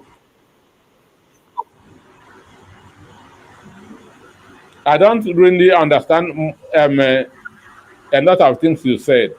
Okay, what I'm trying to say is that journalists have been fingered as one of those that badly educated Nigerians. And when you look at the way they analyze things, take for instance, on issue for agitation or issue on ethnic nationalities, people always tend to say, "Oh, I'm tribalized. I'm not ethnic biased. I'm not this." In other climes, there are people they call some of these people that are ethnic bigots are called ethnic nationalists or called nationalists.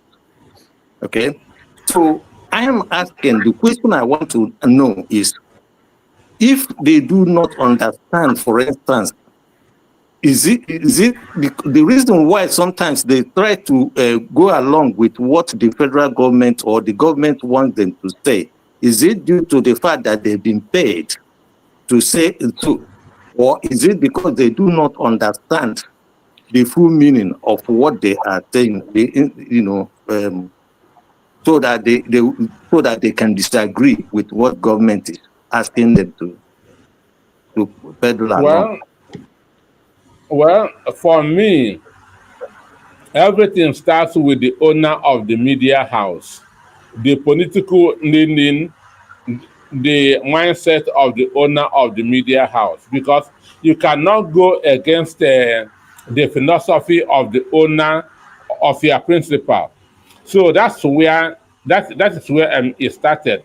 As I said before, most of the media houses, I'm talking of the traditional media, are owned by politicians. And these politicians have vested interests. Those who are not owned by politicians, some of them are afraid that if they go against government, something bad will happen to them. So this is where it all starts. This is where it all starts. So talking about not being well educated, I don't want to agree with that, because I've not seen any journalist in Nigeria without at least a BSc. I've not seen. What I feel is the problem is their principal, the owner of the media houses.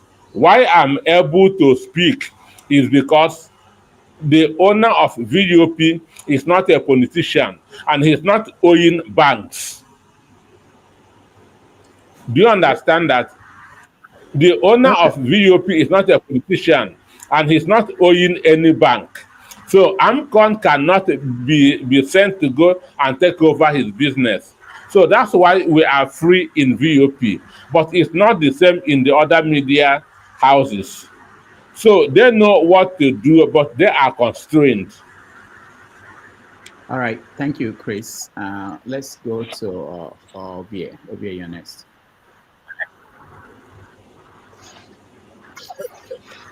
Anyway, thank you for giving me the.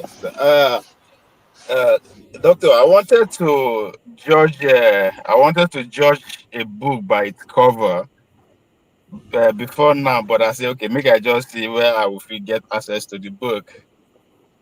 And the first thing that I noticed when I ordered for the book on your preference, there was two quotes. Let me just be there. I don't know, say doctor will call me now. So one of the quote now from our own Bishop Geoffrey Onoha, that's the bishop, the Catholic bishop of Isuka Diocese. He said, "A nation is doomed when its leaders are no longer afraid of the reaction of the people." Now, talking about how democracy turned to tyranny of the few, that is the book. So then the next quote was that of a famous Greek philosopher, Socrates, who predicted a long time ago that democracy will fail. And in his exact words, he said, democracy must fail because it will try to tailor to everyone. And I'm kind of confused because you seem to agree with Socrates more than our own Geoffrey, which I believe his own definition is pretty much what democracy is all about. But we say you agree with Socrates because democracy will die because of his leniency. Again, that's so I'm kind of, so where do you stand? What is your own definition of democracy? Because I think that the definition of democracy that we seem to turn against each other. My understanding of democracy is that any system that actually caters for the majority is what democracy is about. But according to Socrates, it's as if that's not the way to go because they are scared of some few people taking advantage of that. While Honor seems to say it's about the people. The elected officials should be scared of the people. And when it's no longer like that, democracy has failed, which is pretty much what I understand and I believe in democracy. So where do you stand? Because this is coming from your book, by the way. Well, I stand with the bishop. In the democracy, those in government are holding power in trust. In trust, power belongs to the people. So those in government are just there as agents of the people. But as Secretary said, they are now abusing that power. So they are now abusing that power. They are now appropriating that power onto themselves to the extent that when the people want to make a demand, government will clamp down on them. So there's no conflict there. There's no conflict. Democracy is about the people, it's government of the people, by the people and for the people, but that's no more the case now. The power is being abused, power is being corrupted. Power is being abused. So what Honor has said is right. And what Socrates also said about people abusing democracy is also right. Because Socrates said that evil men will hijack democracy and will have the worst oligarchy that we have never seen before, which is what is happening as we speak everywhere in the world. All right. Thank you, Ovie. Let's go to Stay Humble. Your question or comment? Yeah, thank you very much. I joined late and I didn't listen to the whole interview but I have a question and some comments anyway. Yeah, so I don't agree really that the leaders of Nigeria are not afraid of the people, because we've seen several evidence shows that they're afraid of the people. We've seen them take frantic steps sometimes, do some things that are really stupid to try to allay fears, assuage the people, sometimes even add salt to the injury in the process. We saw what Red Amokri did the other day. So if you don't believe, if you still don't believe that they don't fear the people, that should actually make you believe, because they had to go to America. They saw what was coming and they had to send him, pay him a lot of money to go to America to import those people, and it backfired anyway. It shows that we are really afraid of, the people and the implications of some of their actions and inactions. But that aside, my real question is to the guest, Dr. Anosike, who I thought was the former footballer, the retired footballer, but yes, I had to do some more research to get to know that it's not the Peter Anosike that played for Nigeria. So what's the role of the media in shaping reshaping democracy? Because we've heard many times, people say that the media is controlled by the West in Nigeria, unfortunately, by the Southwest. And you see that control and what they do with the control is not to the benefit of the people. It's just to either gain power, perpetuate themselves in power, stoke ethnic, tribal, and religious sentiments, etc., etc. And some people have argued that the East, the Igbos, specifically, should try and invest in the media. Do you think that's profitable? Do you think that's reasonable, for them to invest and counter the propaganda of, emanating from the Southwest? What do you think about that? Thank you. Well, one of the big advantages that the Yorubas have over the Igbos is the media, because that's what we call the Lagos Ibadan press. This is what they have been using to manipulate not just the Southeast, even the North. And the Igbos are not that interested in the media, and it is affecting us very, very well. It is affecting us very, very well. The first Igbo man that's in recent times that owned the newspaper was late Emmanuel Iwanyanwu, but he used it to work for Obasanjo. Then Oji Uzokando, who now has one of the most popular Nigeria at the Sun newspaper, is a member of the APC. And you cannot use your medium to fight against your party. So we need non-politicians as business, as media owners from the Southeast, but they are not thinking along that line. And even in Nigeria today, for you to own a successful newspaper, you must have a three printing press. One in Lagos, one in Southeast or South, then one in Abuja, because of the state of the road. You cannot print in Lagos and they begin to carry to Sokoto or to Port Harcourt. You get there in the evening. So media, the traditional media is very expensive to run. And a lot of Igbos are more concerned with their buying and selling than investing in the paper, in the media. And it is costing us a lot. It is costing us a lot.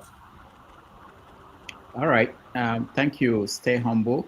Mr. Anosike, let me ask you about books, your books. Where do people, apart from Amazon, where can people buy in Nigeria the books that you publish? Because publishing is another industry in Nigeria that is in trouble. So where do people get the books? Say someone wants to buy this in Lagos. Where would they find it? The hard copies. The hard copies are at VOP office, and the VOP office is a airport Golden Tulip Hotel, 42 Murtala Mohammed International Airport Road, Lagos. VOP office, Airport Golden Tulip Hotel, 42 Murtala Mohammed International Airport Road. That's where most of my books are on sale. Okay, thank you so much.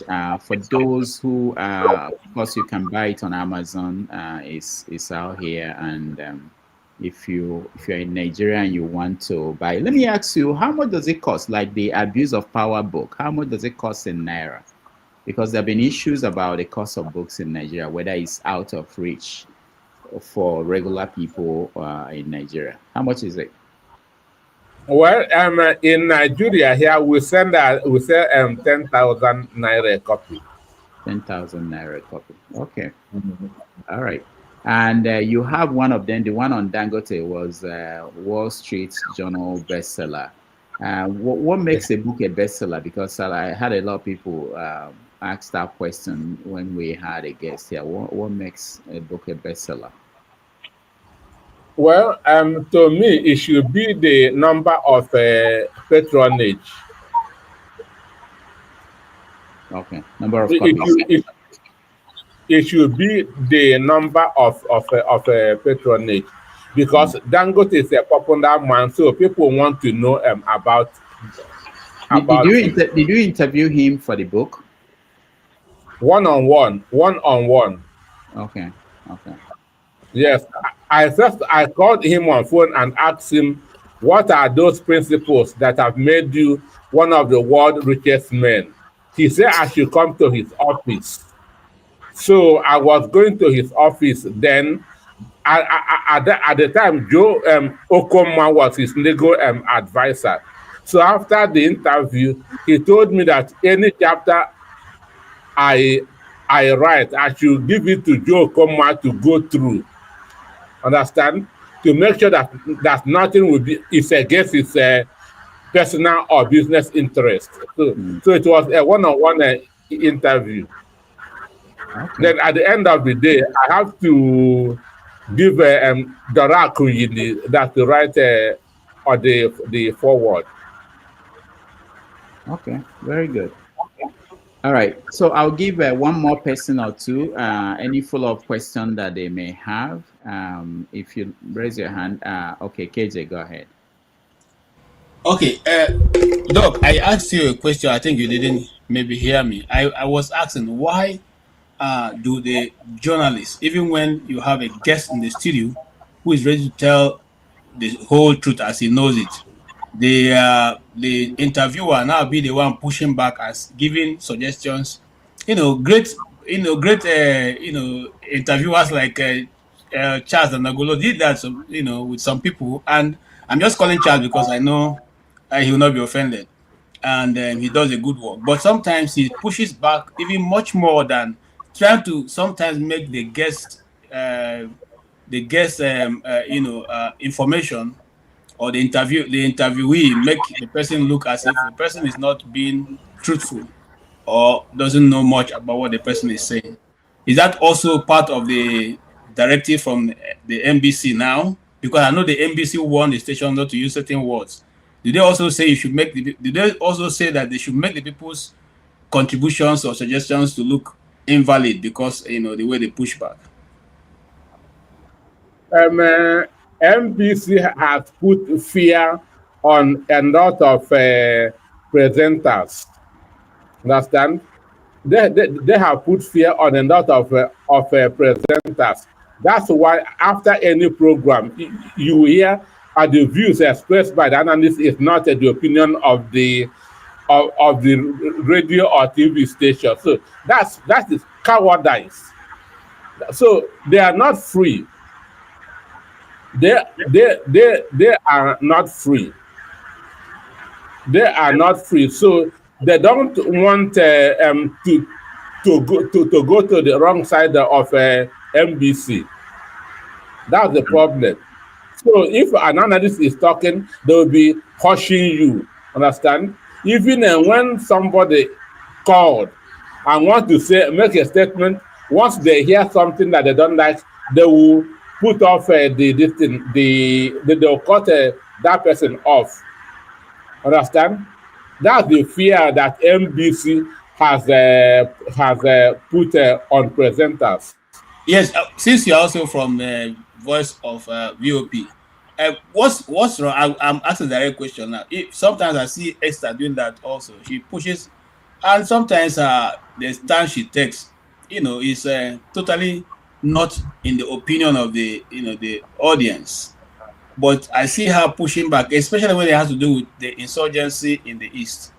She kind of tried to, always taking the part of government and standing very strong on it, even though she knows that those things that she's saying may not be true. So, is that a reason? Is that also the instruction you gave them to be doing in the VOP? Not me, give them MBC, not me, MBC. Okay. It's not me, it's MBC. Okay. All right. One question from Omoyele, just one. You have to round up. All right. For those that feel my voice is too high, I apologize. That is the nature of my voice. I'm not shouting. I don't like to shout. It's just the nature of my voice. I apologize. And I don't drink, I neither smoke nor drink gogoro. So please, I'm not a wicked brother either. My last question is about the 2027.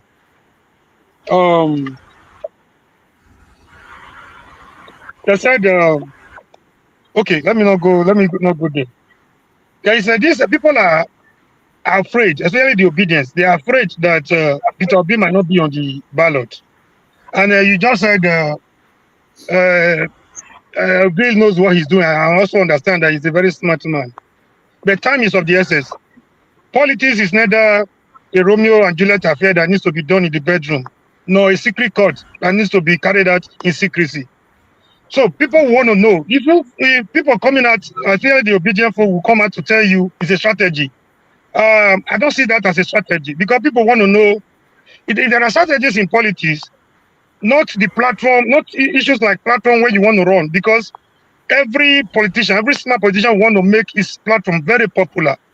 Our time is of the essence, like I said before.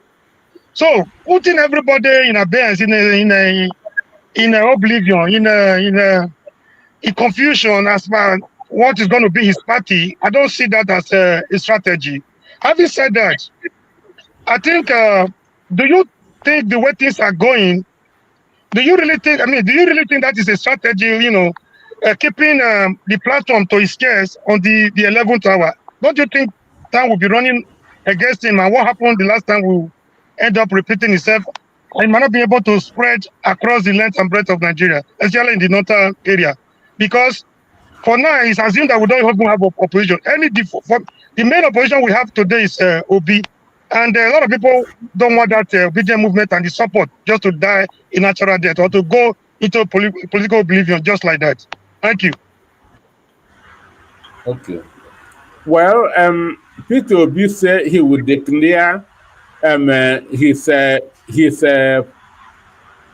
platform after the Anambra State governorship election, which is next Saturday, November. Understand?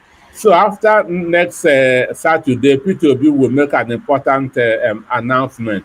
He has been engaging, he has been consulting. Understand? So, but mind you, I'm not his spokesperson. Understand? But he said that he will make an important announcement after the Anambra State governorship election next Saturday. So let us exercise patience. All right, one last one from Stay Humble. Okay, thank you very much for this opportunity. Rare privilege, isn't it, to ask a follow-up question. Okay, so my question is about the recent happenings in Nigeria. Recently we've been inundated with news about some military coup, which I don't believe was ever planned. Yeah. So do you think, or don't you think that was staged? All staged to distract hungry Nigerians from the nagging problems, the sweltering poverty across the country. Don't you think that was just a staged distraction? What do you think about it? Okay, for Morui, I like to counter him. Really, we're not having conversation with panelists. We're talking to the guests. Okay, it's fine. Thank you. I'll All right, catch him Doctor. some other day. Well, Dr. Anosike. well, for me, they said that there's no attempted coup, but people are being arrested. As of yesterday, we heard that over 40 military officers have been arrested. So if there's no attempted coup, why are you arresting people? And some time ago, we heard that the Abuja residents of a former petroleum minister, state, Silva from Bayelsa, that his house was raided. He was fingered as one of the sponsors of the coup. So, but for now, everybody is speculating. Nobody is really sure whether there's coup or not. So for me, I cannot say boldly there's a coup, and I cannot say there's no coup. That's my position. All right, thank you so much. As you give us your final thoughts, let me ask you this. I'm looking at the stories in the news. Ndume, Senator Ndume, told the federal government to send Akinyemi, I think Bolaji Akinyemi, Kingibe and Ayoko to come to America and defend Nigeria's image. Meanwhile, Sheikh Gumi is telling Tinubu to recall, to break ties with America and summon the U.S. ambassador to his office and question him about what Trump is doing. How do you read that? Well, I feel that the Senator Andy Ndume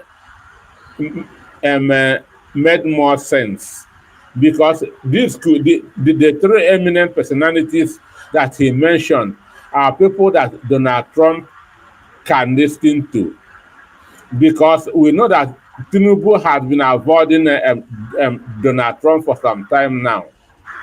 Tinubu did not attend the UNGA. He sent his deputy to represent him. And UNGA doesn't come to anybody by accident, because it is always in second Tuesday in September every year. But Tinubu was not there. And at the time, Naonu Akonde, the media aide to Oshiba just said that Tinubu avoided UNGA because of embarrassment from Donald Trump. That was what Naonu Akonde said. So now, will he be bold enough that to go and meet Donald Trump?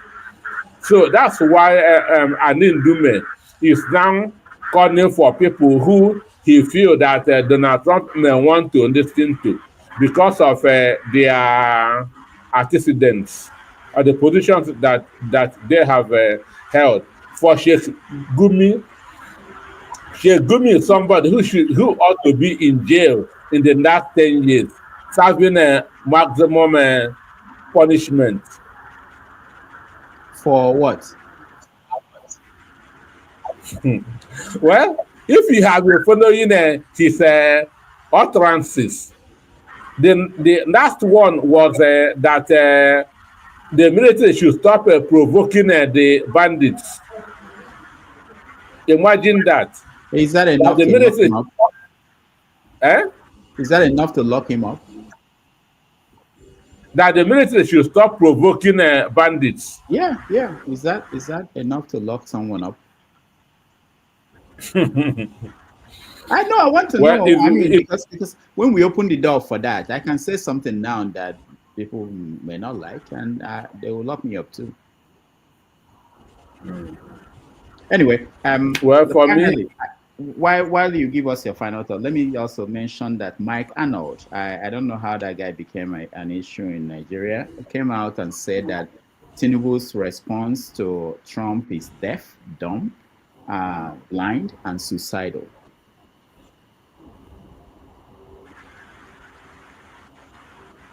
I didn't get you.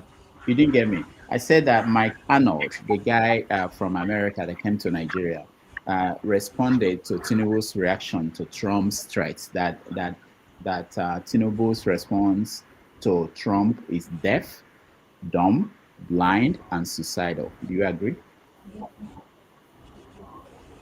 I don't really. All right. Thank you so much, Dr. Anosike, for joining us today. We really appreciate your time. For those who have not looked at any of his books, there are about 10 books. You can find them on Amazon, or if you are in Nigeria, you can find them at the Voice of the People TV and radio station headquarters in Ikeja. Dr. Anosike, thank you so much for joining us again. Thank you so much. I appreciate. All right. We'll take a quick break, and when we come back, we will round up. Thank you again, everybody, for being here. Thank you.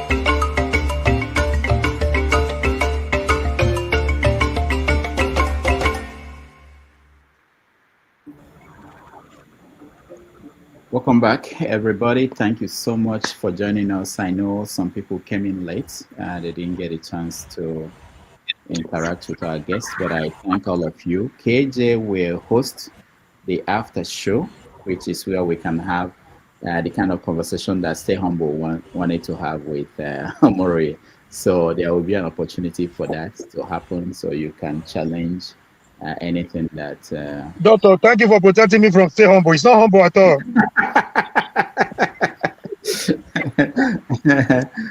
Yeah. So, yeah, we will, you'll have opportunity to have that interaction about what the guests said and what other people said. Let me just say hello to Ike. Ike, welcome to the show. For those who do not know, the time has changed here in America. We moved the clock back 1 hour behind. That's why we started early. Some people who used to us starting at 1:30 found out that we are starting at 12:30 now. So until March of next year, we will be starting at 12:30. We didn't want to change the time in Nigeria because most of our guests from Nigeria, they are used to having joining us at that time. So, Doctor, you mean until when they decide, the politicians here decide to get rid of that daylight and whatever saving time? yeah, but if they want to do that, what about those in Europe? UK, they also have that. I mean, but the US started it. Oh, the US started it. Yeah, it was for know. a flimsy reason too, and they're never going to change it. Apparently, they've been talking about changing for the last 20 years or so. I didn't know. Oh, you didn't know that? Okay, I didn't know who started it, but I know that it's not. I'm just letting you know. It's for a flimsy reason too. It's not. I know. I know the reason why they started it, which was crazy. Well, but I don't think Trump will sign off on ending it too. But he will do anything to make people happy, which is another thing that people are not factoring in terms of weather. Is weather now? Winter today, summer tomorrow. So. Yeah, not just the weather. It's also about golf. Oh, Trump is weather. Okay. Yeah. He likes. I think he enjoyed the reaction of Nigerians to the first tweets. The first time he sent out that message that he's going to he's putting Nigeria on the country of concern. Even people did not know what that meant, even though the fact that when he was there the first time, Nigeria was under the same. So he enjoyed the attention he got from Nigerians. And Nigerians, millions of them all over the world, they sent tweets, they reacted to him. He said, oh, maybe I should do more of this. And he thought about how do we make this up, make it small. and then, of course, he's enjoying this time, and they are all enjoying it. Anything to, I just want to, before we round up, I want to thank everybody. I know some people didn't say anything. I'll get to you guys. But I wanted to make a comment today. Say nobody even said to support us and give us a small change to take care of the business we are doing here. But then they started responding. So I really appreciate all of you. Ovie. Thank you so much. Not only Rasta hair will receive, or support us. Thank you so much. Brick House Capital, thank you so much. Yesterday you were really there for us. This is very important. And I also want to mention, I had a friend who joined as a member. So you can actually join as a member of this channel. You can contribute $2, $1, $3, $10, whatever you have every month to help us. We can plan. We had some plans to hire reporters who will give us on the ground report, but we can plan when we don't have the resources to do that. You don't want at the middle of the month, you start panicking, how do we pay people? So we really thank all people who are helping us. You may think it's not a lot of money, but they help. And if we have more people donate $3 here, $5 here, we'll be able to do more of the things that will make this platform better than what it is at this moment, and provide you more direct reports from people who are on the ground. You had the report. I always like when I bring journalists here and they will tell you with their own experiences, the challenges. He's telling you essentially that most media houses in Nigeria won't leave Lagos or Abuja to go and cover what's happening in Port Harcourt or in Sokoto or in Zamfara. And it's not because they don't want to. They don't have the money. There's no way they can afford to buy a ticket of 400,000 naira to send somebody from Abuja or from Lagos to your Ovie. Where are you from again? That village you are from. To send somebody to Ovie's village and then pay for hotel and feed them for 1 day or two, and then fly them back to Lagos or Abuja because something happened in Ovie's village. So they can't afford to do that, and that reflects on the quality of the stories we get, the news. It's easy to criticize the media. I do try to defend them, but it's always easy because it's one of those professions that anybody can join and become a media practitioner. But it's more than that, and there are real challenges that they face. All right, let me hear from Ike before I round up. Ike, let me see, Jefferson, the people that didn't get a chance to weigh in, and I'll see what they're saying. Ike, go ahead. Yeah, good afternoon, good morning, good evening, everybody. Happy Sunday. Mr. Damages, I didn't listen any of your program from your guest speaker today. I just signed in, so I didn't know what to talk about. Right? I did not follow. I did not listen. So Okay. All right. Thank you. No problem. You'll join the after show. KJ will host a show coming up next where he will talk about what happened during this show. Jefferson, did you watch? Oh, I didn't really watch. I just came in now, but it's thanks for having me. But from the caption, it says a lot. There's so much abuse has happened. Anyway, good morning, good afternoon, and good evening. First of all, I just want to say my submission is that, irrespective of what happened, we caused it for ourselves as a country. You know, it's a thing of we took a lot of things for granted, and now everybody is now trying to talk about how sovereign Nigeria is, taking away our sovereignty. And I'm like, where the hell was the sovereignty when they were doing all that nonsense? You know, I will continue to talk. See, some people need some sense talking into, really, because unfortunately, these things could have been avoided. We could have lived in a country peacefully amongst ourselves, respecting our differences, accommodating each other. That is what the so-called Nigeria project is all about, right? We tolerate ourselves, live, love one another, and go about our businesses. You know, we are so intermingled amongst ourselves, but yet it's as if it's being used as a tool for whoever political leader is there. And that has been the issue from one administration to the other. Even before this incident happened, if you notice, they have been destroying Igbo people's villages and other people in Lagos. And they talk and trivialize it and make it look like it's okay. Just like they were trivializing the killings of Christians. And then, of course, when Christians were speaking about it, so it's not only Christians, Muslims were being killed.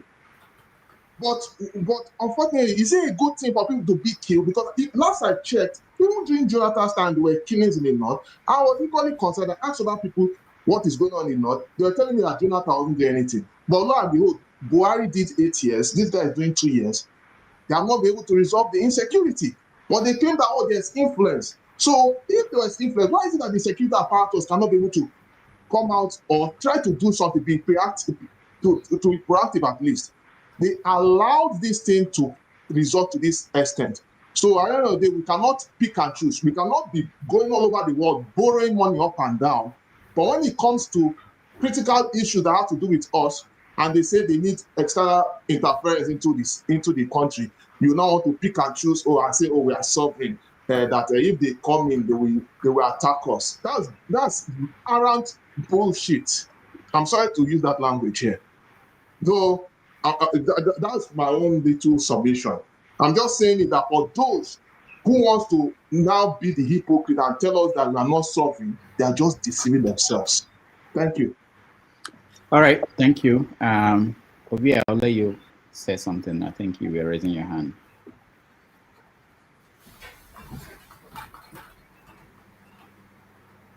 Sorry, Jefferson. We cannot hear you.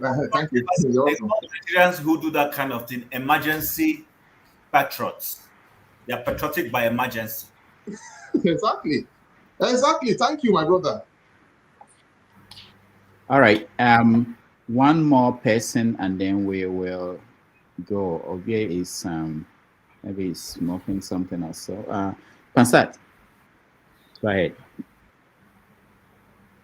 Unmute yourself, Pansat. Are you on a mountain again? Maybe you're about to start a church there. We don't know. Rudolph, you planned that, right? I planned what? What happened to Pansat now? No, I didn't plan anything. Pansat, where are you? This is how he comes here every day now. Rudolph, can you allow a counter narrative before you close? From where? From me. All right, go ahead. I'm the one that you marginalized earlier. Oh, okay, go ahead. Okay. So again, there's always going to be varied opinions, and having one opinion doesn't help any one of us. I say this to say that nobody has all of the modicum of knowledge. There's always going to be counter narratives, and there's always going to be analytics to back it up, irrespective. as much as I align with the narrative that, as a matter of fact, let me go this way. They say, the English say, two things can be right at the same time. You can walk and you can do the thing at the same time, and the two things can be right at the same time, right? As much as we have our internal issues, just like every other country, well documented, and we've truly not solved it. No thanks to the leaders, and even in a lot of cases, the followers can be saboteurs too, whether inter-religious, intra-religious, or what have you. Now, a lot of what's happening is valid. Some of us, like myself, it's not even a matter of whether I'm detribalized or not. I've said it over and over again, that there are things that would happen even within my ethnic that may happen from Yoruba people or Yoruba person like Tinubu that's there right now that I'll criticize. I don't even like him. It's not everybody that can do that. I'm not saying it because I want to be friends with anybody. I just want to be clear on that. My point of deviation is, and this has nothing to do with sentiments, but because just like a lot of us, I've been affected in some ways as well, deeper than some people would know. I lost a brother as well because of stupidity of a lot of things that's going on in Nigeria. But that said, where I kind of disagree is the fact that as much as I agree that this has brought this thing to the fore, and I'm happy it's brought it to the fore, America or the West, they all have their own issues as well. And in fact, they're part of the reasons why a lot of this, I'm not trying to blame these people, but you cannot say they're not part of the reasons why we're the way we are. After all, were it not to be part of the problems that we're facing when it comes to insecurity, started with the killing of Gaddafi. There's a lot of things you can trace to certain things that have happened prior to now. Does that mean that we should not have solved that problem? No. But even this same America that's tried, or Trump or whatever that's coming to try to save us, we know the kind of things that happen even within the US and the kind of global things that are happening. All of these things are tied. That's what I'm saying. And where have you seen, I continue to say, where have you seen that these people go to? Some of these people that are these neocons that are supporting backing these things up, because these things are deeper than what we think. Where have you seen? How many places have you seen that they've gone to and have come out and have become better? Libya is a case in point. Look at DR Congo. And I'll end this way. The fact that Nigeria is a major player, whether irrespective of our stupidity, when it comes to Africa, why would they not go to other places? Why are they not talking about going to Sudan? Why are they not talking about going to Guinea-Bissau, or Equatorial Guinea, or Cameroon? I mean, there's a lot more to it than this. It's not like I'm totally disagreeing, but I just fear for the kind of things that could happen. We've seen it. They're examples. It's up to us. Nobody is going to change. If we like disengage, if we want to integrate, let us disagree. But we have to decide what we want to do to change things by ourselves. Otherwise, we're going to perish for no reasons. They don't like us like that. Let's not fool ourselves. That's all I'm going to say.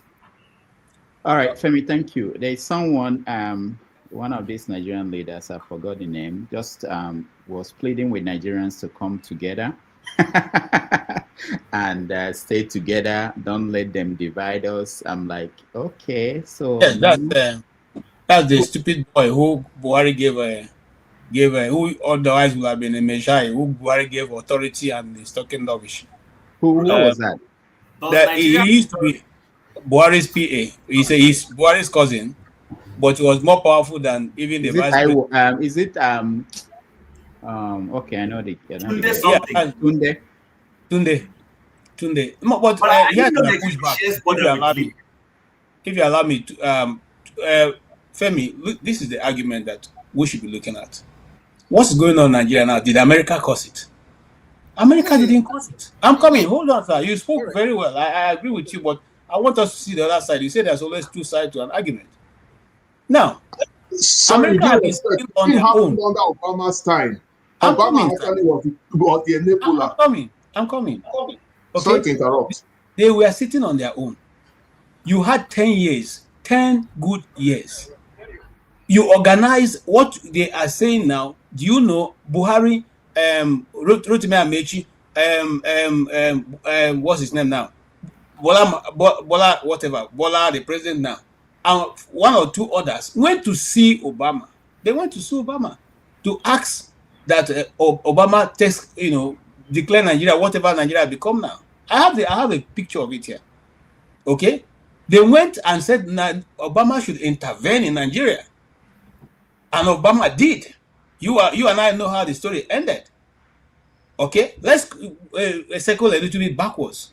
When this other last guy came into office, the guy who went there, Anthony Blinken, who went to Nigeria to remove Nigeria from being a listed, what was the reason why he removed Nigeria?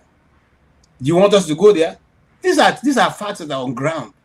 Okay, now are we as Nigerians, are we thinking we want America to come to our listing? No Nigerian who wants that. But which one do we prefer? People to be dying every day? Do you know that the people who have been killed in the war places, which we saw was coming and quote, is less than the people who are being killed every day in Nigeria. 35 persons die every day. But the same token that we agree that they are the reasons. These are the West is part of the reason why what has been going on. I'm still coming. See, we're talking about going on. That's all I'm saying. I'm not disagreeing with you. It's just the fact that I don't think they're the solution. I like the reawakening. I'm not disagreeing. Maybe we'll not be able to end it now. We'll end it another program. But let's touch a bit. Who is going to the West to ask for AIDS? Maybe us. No, are we not the one creating that transnational institutions that are coming to show us how to do our farm that are you think I'm disagreeing with you? I'm not. No, I'm simply saying that we provide all the avenue. I agree. That's why it's going to be up to us, not them. So let us elect people who understand geopolitics. Let us elect people who understand geopolitics, who can be able to bring to the table a reasonable discussion. Yeah. I didn't know, based on Femi's analysis now, that Nigeria has common border with Libya. I didn't know. I just discovered now after he said that. You did not know how the arms came from Libya into Nigeria. Femi, hold on. Femi, hold on. I agree. Don't be condescending. I'm not condescending. Let me speak. No. Can I speak? I'll let you speak, but don't be condescending. I'm not condescending. Thank you. Yeah, there's Libya, there's Algeria on one side, there's Egypt on the other side. None of those nations has accused Libya of being responsible for their insecurity. But from time of Buhari to today, Libya is responsible for our insecurity. Libya is responsible for our insecurity. It's one of the reasons. But it's one of the reasons. I'm not saying that you're picking and choosing, though. I'm not picking and choosing. If Libya is responsible, I give examples. You're not wrong. If the dismembering of Libya. However, I'm giving examples of other things. Let's have a conversation. All right. You know what? The conversation. Hold on, guys. The conversation we're going to have it. KJ will host it in the next few minutes. So, Doctor, can I say something quickly? Let me just mention two interesting things on the same issue. We have a general in Nigeria. His name is FFK, Femi Fani-Kayode. He just sent out a message. He warned Donald Trump do your worst. Wait now. Do your worst and let the Lord strike you down. FFK.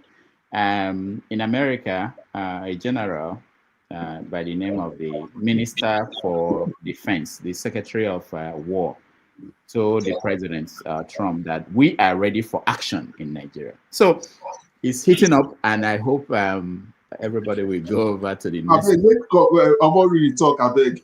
Omori, go ahead, and that will be the last one before we. Yeah, thank you, Dr. Damages. Please, valid arguments on both sides, very, very valid. But let's not die in their war.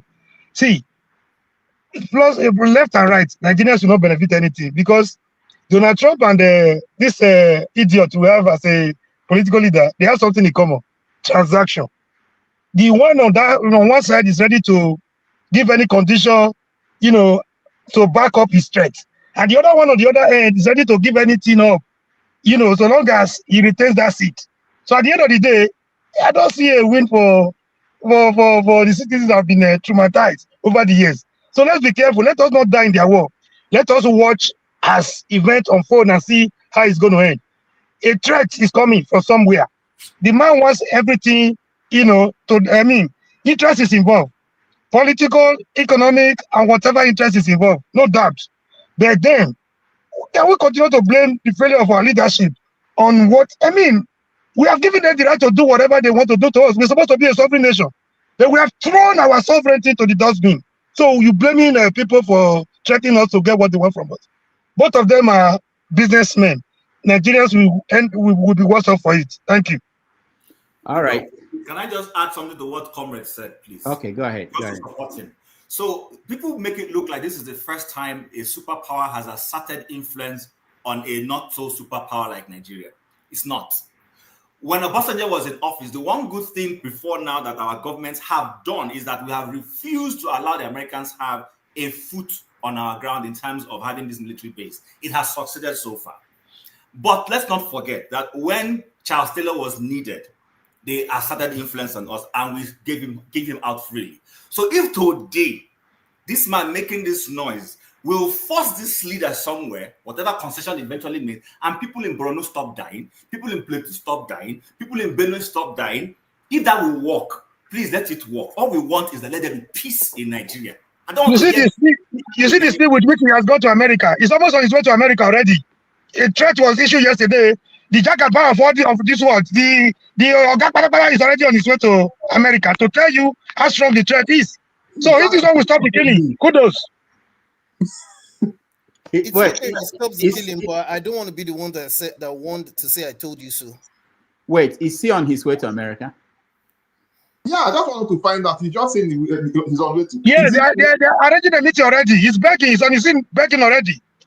Oh, but they're begging for a meeting to meet with Donald Trump. No, wait. He's not flying. There are two different things.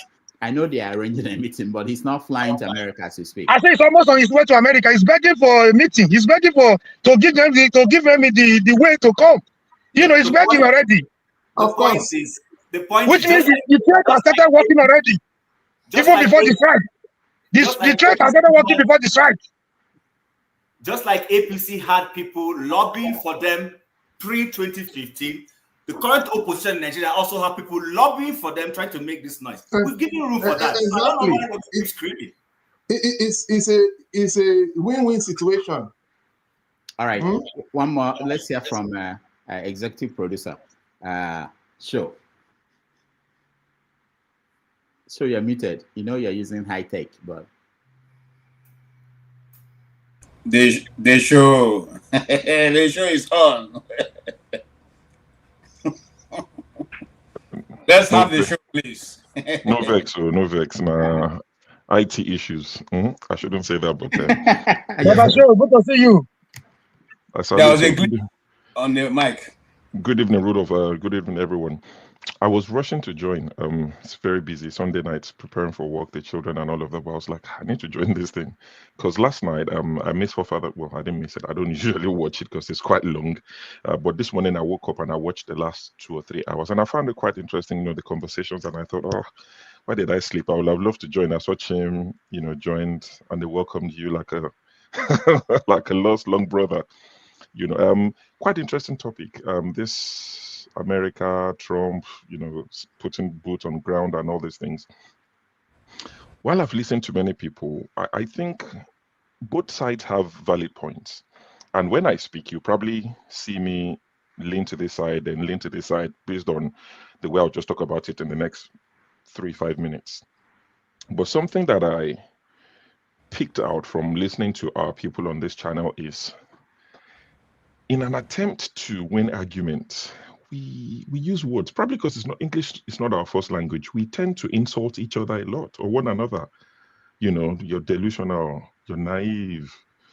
I mean, how do you talk to another grown man and say he's naive because he has a different political opinion or he views things differently?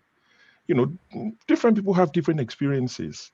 So even in your attempt to educate them or to win them over, except our goal is not to educate and work together. And I'm not saying, walk around like fairies around each other. We are men, we can talk to each other, but it doesn't have to be rude. Maybe that's the way you talk in America. On this side, we're gentlemen. So you just, I hear things, and I think it's an opportunity to educate. And some of us are missing that opportunity. I don't want to say everyone. We're missing the opportunity to educate people. There was someone who joined yesterday and said, they've taken history out of our classes, and that's part of the reasons why people probably make choices they make. So if we're all aware of that, and we know that it is beyond the 10 of us on the panel, because this panel can only take 10 people. If it's beyond the 10 of us, and it's about the people listening to us across the world, it's an opportunity to educate them. So if you know they've missed out on history and you've been opportuned to know history, you've researched, it's your interest, you know more, how about you educate people on the dangers of America coming to put boots on ground? Yes, you can say, oh, Libya, oh, look at this, but some people don't know all these things you're talking about. So, for instance, I was thinking if I had the time, I might just do like a series. I've seen some other people do series like this on YouTube where they just read books. So this sort of book, it's a very small book. It contains 48 small stories. How big is the book? 1 page, 1 story.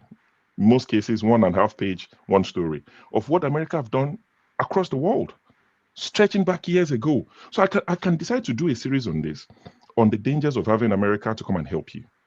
That would educate people. I will just read the book. I won't add my comment. I'm not saying I'm going to do it, but it's something we can do. Most of you, if you pick up these stories now, so invading Grenada, destroying El Salvador, destroying the Chilean democracy, you would read these stories and you can tell people and say, see, when America went to this place, oh, this is what happened. Now, Google that country. How well are they doing since America went there? Then, you've helped people to educate them, to enlighten them. But when we come and we just say, oh, you are very naive, you are foolish people, oh, you should perish, oh, you people, I wonder for you. So all those sort of things will not help, because as a man, we all carry our egos around intact. If we don't carry anything, we leave our homes with our egos. So the fact that the first thing you say to me is, I'm naive, I'm stupid. Everything else you are saying after that, forget it. It's not going to wash with me, because you've just come to insult me and people who think like me. And like Rudolph would always say, any point of view that you hear on this channel, there are hundreds of thousands of people, if not millions, who believe the same thing. So shutting me down, calling me names, won't take that away, that view. You might shut me up, but there are millions of thousands, like hundreds of thousands, people like, people like me. So I think we can all do better. And also on this issue of America, so where I stand on it quickly, for the people who are saying, let America come, and I've seen a lot of, when I say people, I'm talking about our panelists, they've referred to the people in Benue, in the Middle Belt, that have you met some of them that have lost family members? Some of them have lost everything that they own. If you ask such a person that America wants to come, even if you read this book to them and better books, they will tell you what is the worst that can happen. The worst has already happened. So if I can't have it, let nobody have it. Let it all blow up. That's what they would say to you. And that's the point some of you are not seeing. You can't tell somebody that's lost a father, a mother, brother, sibling, cousins, wiped out, that they just survived. And you're telling them, if America comes, it will be worse than Libya. They will tell you, what is Libya? They're already on the ground. They are not afraid to fall. So what I see happening, I might be wrong, is, and I know I might commit the same sin I've accused people of, I think it's the selfishness in us coming out. Because I see the vigor with which we debate this particular topic. You know why? Because it might affect you. If they put boots on ground, it will go beyond Benue. It might affect Lagos. It might affect Port Harcourt. It might affect the places you have interest. It might affect your family members. And that is why a lot of us are interested. You might not know it, which is something we've done over the years in Nigeria, the middle class, where we failed big time. When there are no schools, we don't advocate enough for good schools, because we can provide schools for our children, private schools. When there are no good hospitals, we don't advocate for it enough. I'm not saying we don't, but not enough, because we can pay private or fly our parents abroad. When there's no security, I was in Nigeria recently, it's pay to play. I think it's 50K a day or something like that. You get the police with a gun and follow you around. People have Megad, looking after their houses. So we provide everything for ourselves, and we don't care how the other people suffer. The NSAS thing happened because boys who could drive Mercedes, who owned Apple laptops and Apple phones, were being stopped by police and extorted. But police have been extorting Danfo drivers for the longest, and you drive past it every day, including me, and we just carry on with our business. We don't talk, but the minute it affected us, because they went after iPhones and laptops and Mercedes-Benz and all these upgraded 2002 cars that are looking like 2022 cars, when they attacked that, it touched us, then we did NSAS. The minute it doesn't affect us, we talk about it, now we move on, and we say it's distraction, it's small news. But now that you know that America might come, and when they come, they're not going to your water. They would attack where it would hurt you. It's unconscious bias. So all of a sudden, everybody's interested. And we are discussing it. Don't let them come. They will destroy Nigeria. For the people in your water, Nigeria is destroyed. It's nothing. It's ashes in their mouth. Do you think they care? They don't. They can't have it. They cannot enjoy it. So for them, bring America, let them destroy everybody. Because they are already destroyed. What you are afraid of that America will do, some people are living it in Nigeria now. They are IDP camps. And we are not at war. And you are telling such people that there's a danger coming. What danger? There's nothing to fear. They don't fear anything at all. You are the one that is afraid that America will come. Now, don't take that as me saying America should come. That's why I said I would veer here and I would veer there. But for such people, you cannot tell them, oh, we are desperate people. All these things I had last night, or this morning when I was listening to it back, I had some of the panelists say, we're desperate people. We are making desperate options. If somebody is at sea and they're drowning and a pirate ship goes by and drops a sword, a very long sword for them to pull, this is somebody that is drowning. The sword will cut their hands. The blood would attract shark that might kill them quicker than the sword or the bleeding. But do you think they would think about it and say, it's a sword, I'm not going to hold it, let me just drown? They know it's a sword, but they would hold on to it, hoping that it would save them. You won't think and say, this is a sword, let me wait, something else will come. You're drowning. You're at sea. So that's the situation. That's the reality of thousands of Nigerians. And let me end on this. Why is this annoying Nigerians? More than he annoyed them when Jonathan said to Obama, we are the most populous black nation in the world. Solve our insecurity problem, and you solve the insecurity problem of the black race. Jonathan said that as the president of Nigeria to Obama. Obama looked stunned, like, is this man crazy? Your current NSA, Nuhu Ribadu, after he took office, he said to Igbo man, I sent that video to forefathers, he played it when it happened, and he almost lost his mind, because things like that annoy him. Nuhu Ribadu, National Defense Security Advisor, whatever his title is, he told Igbo men, he said, come and help us so that we can live like normal human beings. We want to live like normal human beings. Come and help us end insecurity. And they've answered your call. And you are blaming people on Twitter that they invited America. I don't want to say rude things. I'm at the point of saying rude things. Nuhu Ribadu invited them. Do you know his position? He told them, come and help us. We want to live like normal human beings. And all of a sudden, you're blaming people on Twitter. No, you invited them. They've answered the call. Go to Nuhu Ribadu and cry. Don't blame the small guy. We are so fond of finding the small guy to blame. Somebody who steals chicken, you kill him. The same politician that caused the poverty, the hardship, will drive by, you hail him. What is the problem? Go for the source of the problem. I don't want America and Nigeria. No. I know enough. I'm not like JD. I don't know geopolitics like that. But I know enough to know that it won't end well. But that is a selfish point of view. For some people, they want to blow everything up. If I can't have it, you shouldn't have it. What are they going to steal in Zamfara? That the poor boy in Zamfara would. What difference does it make to him if it's America taking it or the Nigerian people, politicians taking it? It doesn't matter. I can't have it. Let nobody have it. And I would sign up for that if I was in their shoes. Let us blow up everything so that nobody has anything. But because it will come near you, Lagos, Port Harcourt, Kaduna, all your refineries, your pretty things, your land, your house, Magodu, Lekki, phase 1, phase 3. It would affect all of it. And that's why you're worried. So, sure, take a bow and go, please. Take a bow. I don't know if there's anything I need to add, but I just wanted to add that. So thank you, Sho. Thank you, Sho. Thank you, Sho. A good way to end the program. Yeah. Thank you so much, Sho, and we appreciate you. And everybody can go over to the next, which is where you can have a further conversation. I want to thank all those that came in today and join us. Thank you, Sho. Thank you, CM is here. Okay, CM, I'm so sorry. Thank you, Chim. Thank you, CM. Thank you, Ernest. Thank you, Chris. Thank you. Let's see. Thank you, Femi. Thank you, Jefferson. Thank you, Ike. Comrade, Omori, thank you. Ovie, thank you so much. I really have to run, but I appreciate everybody. Those that supported us, thank you so much, Jaja. And I will see you next Saturday with our normal, have your say 247. And a new guest for Sunday. I don't have anybody yet at this point, but we are going to have a new guest on Sunday. And then on behalf of everybody behind the scene helping me, the staff here, thank you all. The executive producer, you guys can see him. He's here. Thank you for all you do. I appreciate everybody. See you next Saturday.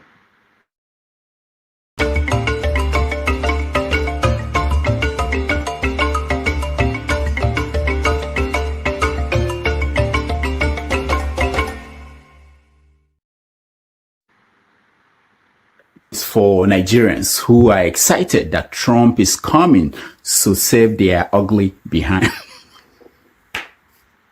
How did Asari Dokubo say it? You are a woman. You are a mumu woman. All of you. You see, Trump doesn't give a damn about you or your disgraced shithole country. Trump doesn't care. The earlier you get that into your blockheads, the better for you. Yes. What Trump did in the last few days was to execute a perfect coup in Nigeria. Write it down. The West had always loved that President Bola Ahmed Tinubu grabbed and snatched his way to the presidency of Nigeria. They loved it. Yes. As someone so compromised by his past life in Chicago, they loved that he will be a good boy. Or else, they will open book for him. Hey, you don't want that to happen. Tinubu does not want that to happen. So far, Tinubu had been a good boy. His assigned handler, Emmanuel Macron, the president of France, had been impressed. He has been saying good things about Tinubu to leaders in Western capitals. But recently, since Trump came back to the White House, Trump, like Oliver Twist, wanted some more. He wanted some more from Tinubu. Trump wanted the gold in Zamfara. You know, he likes gold. And the rare minerals in the northern part of Nigeria. Trump also wanted a piece of that gas pipeline to Europe. It is a very important part of the plan to contain China and Russia. You know? So what did Trump do? Trump simply asked what his Justice Department has on Tinubu. What do you guys have on him? And the files landed, quite a lot.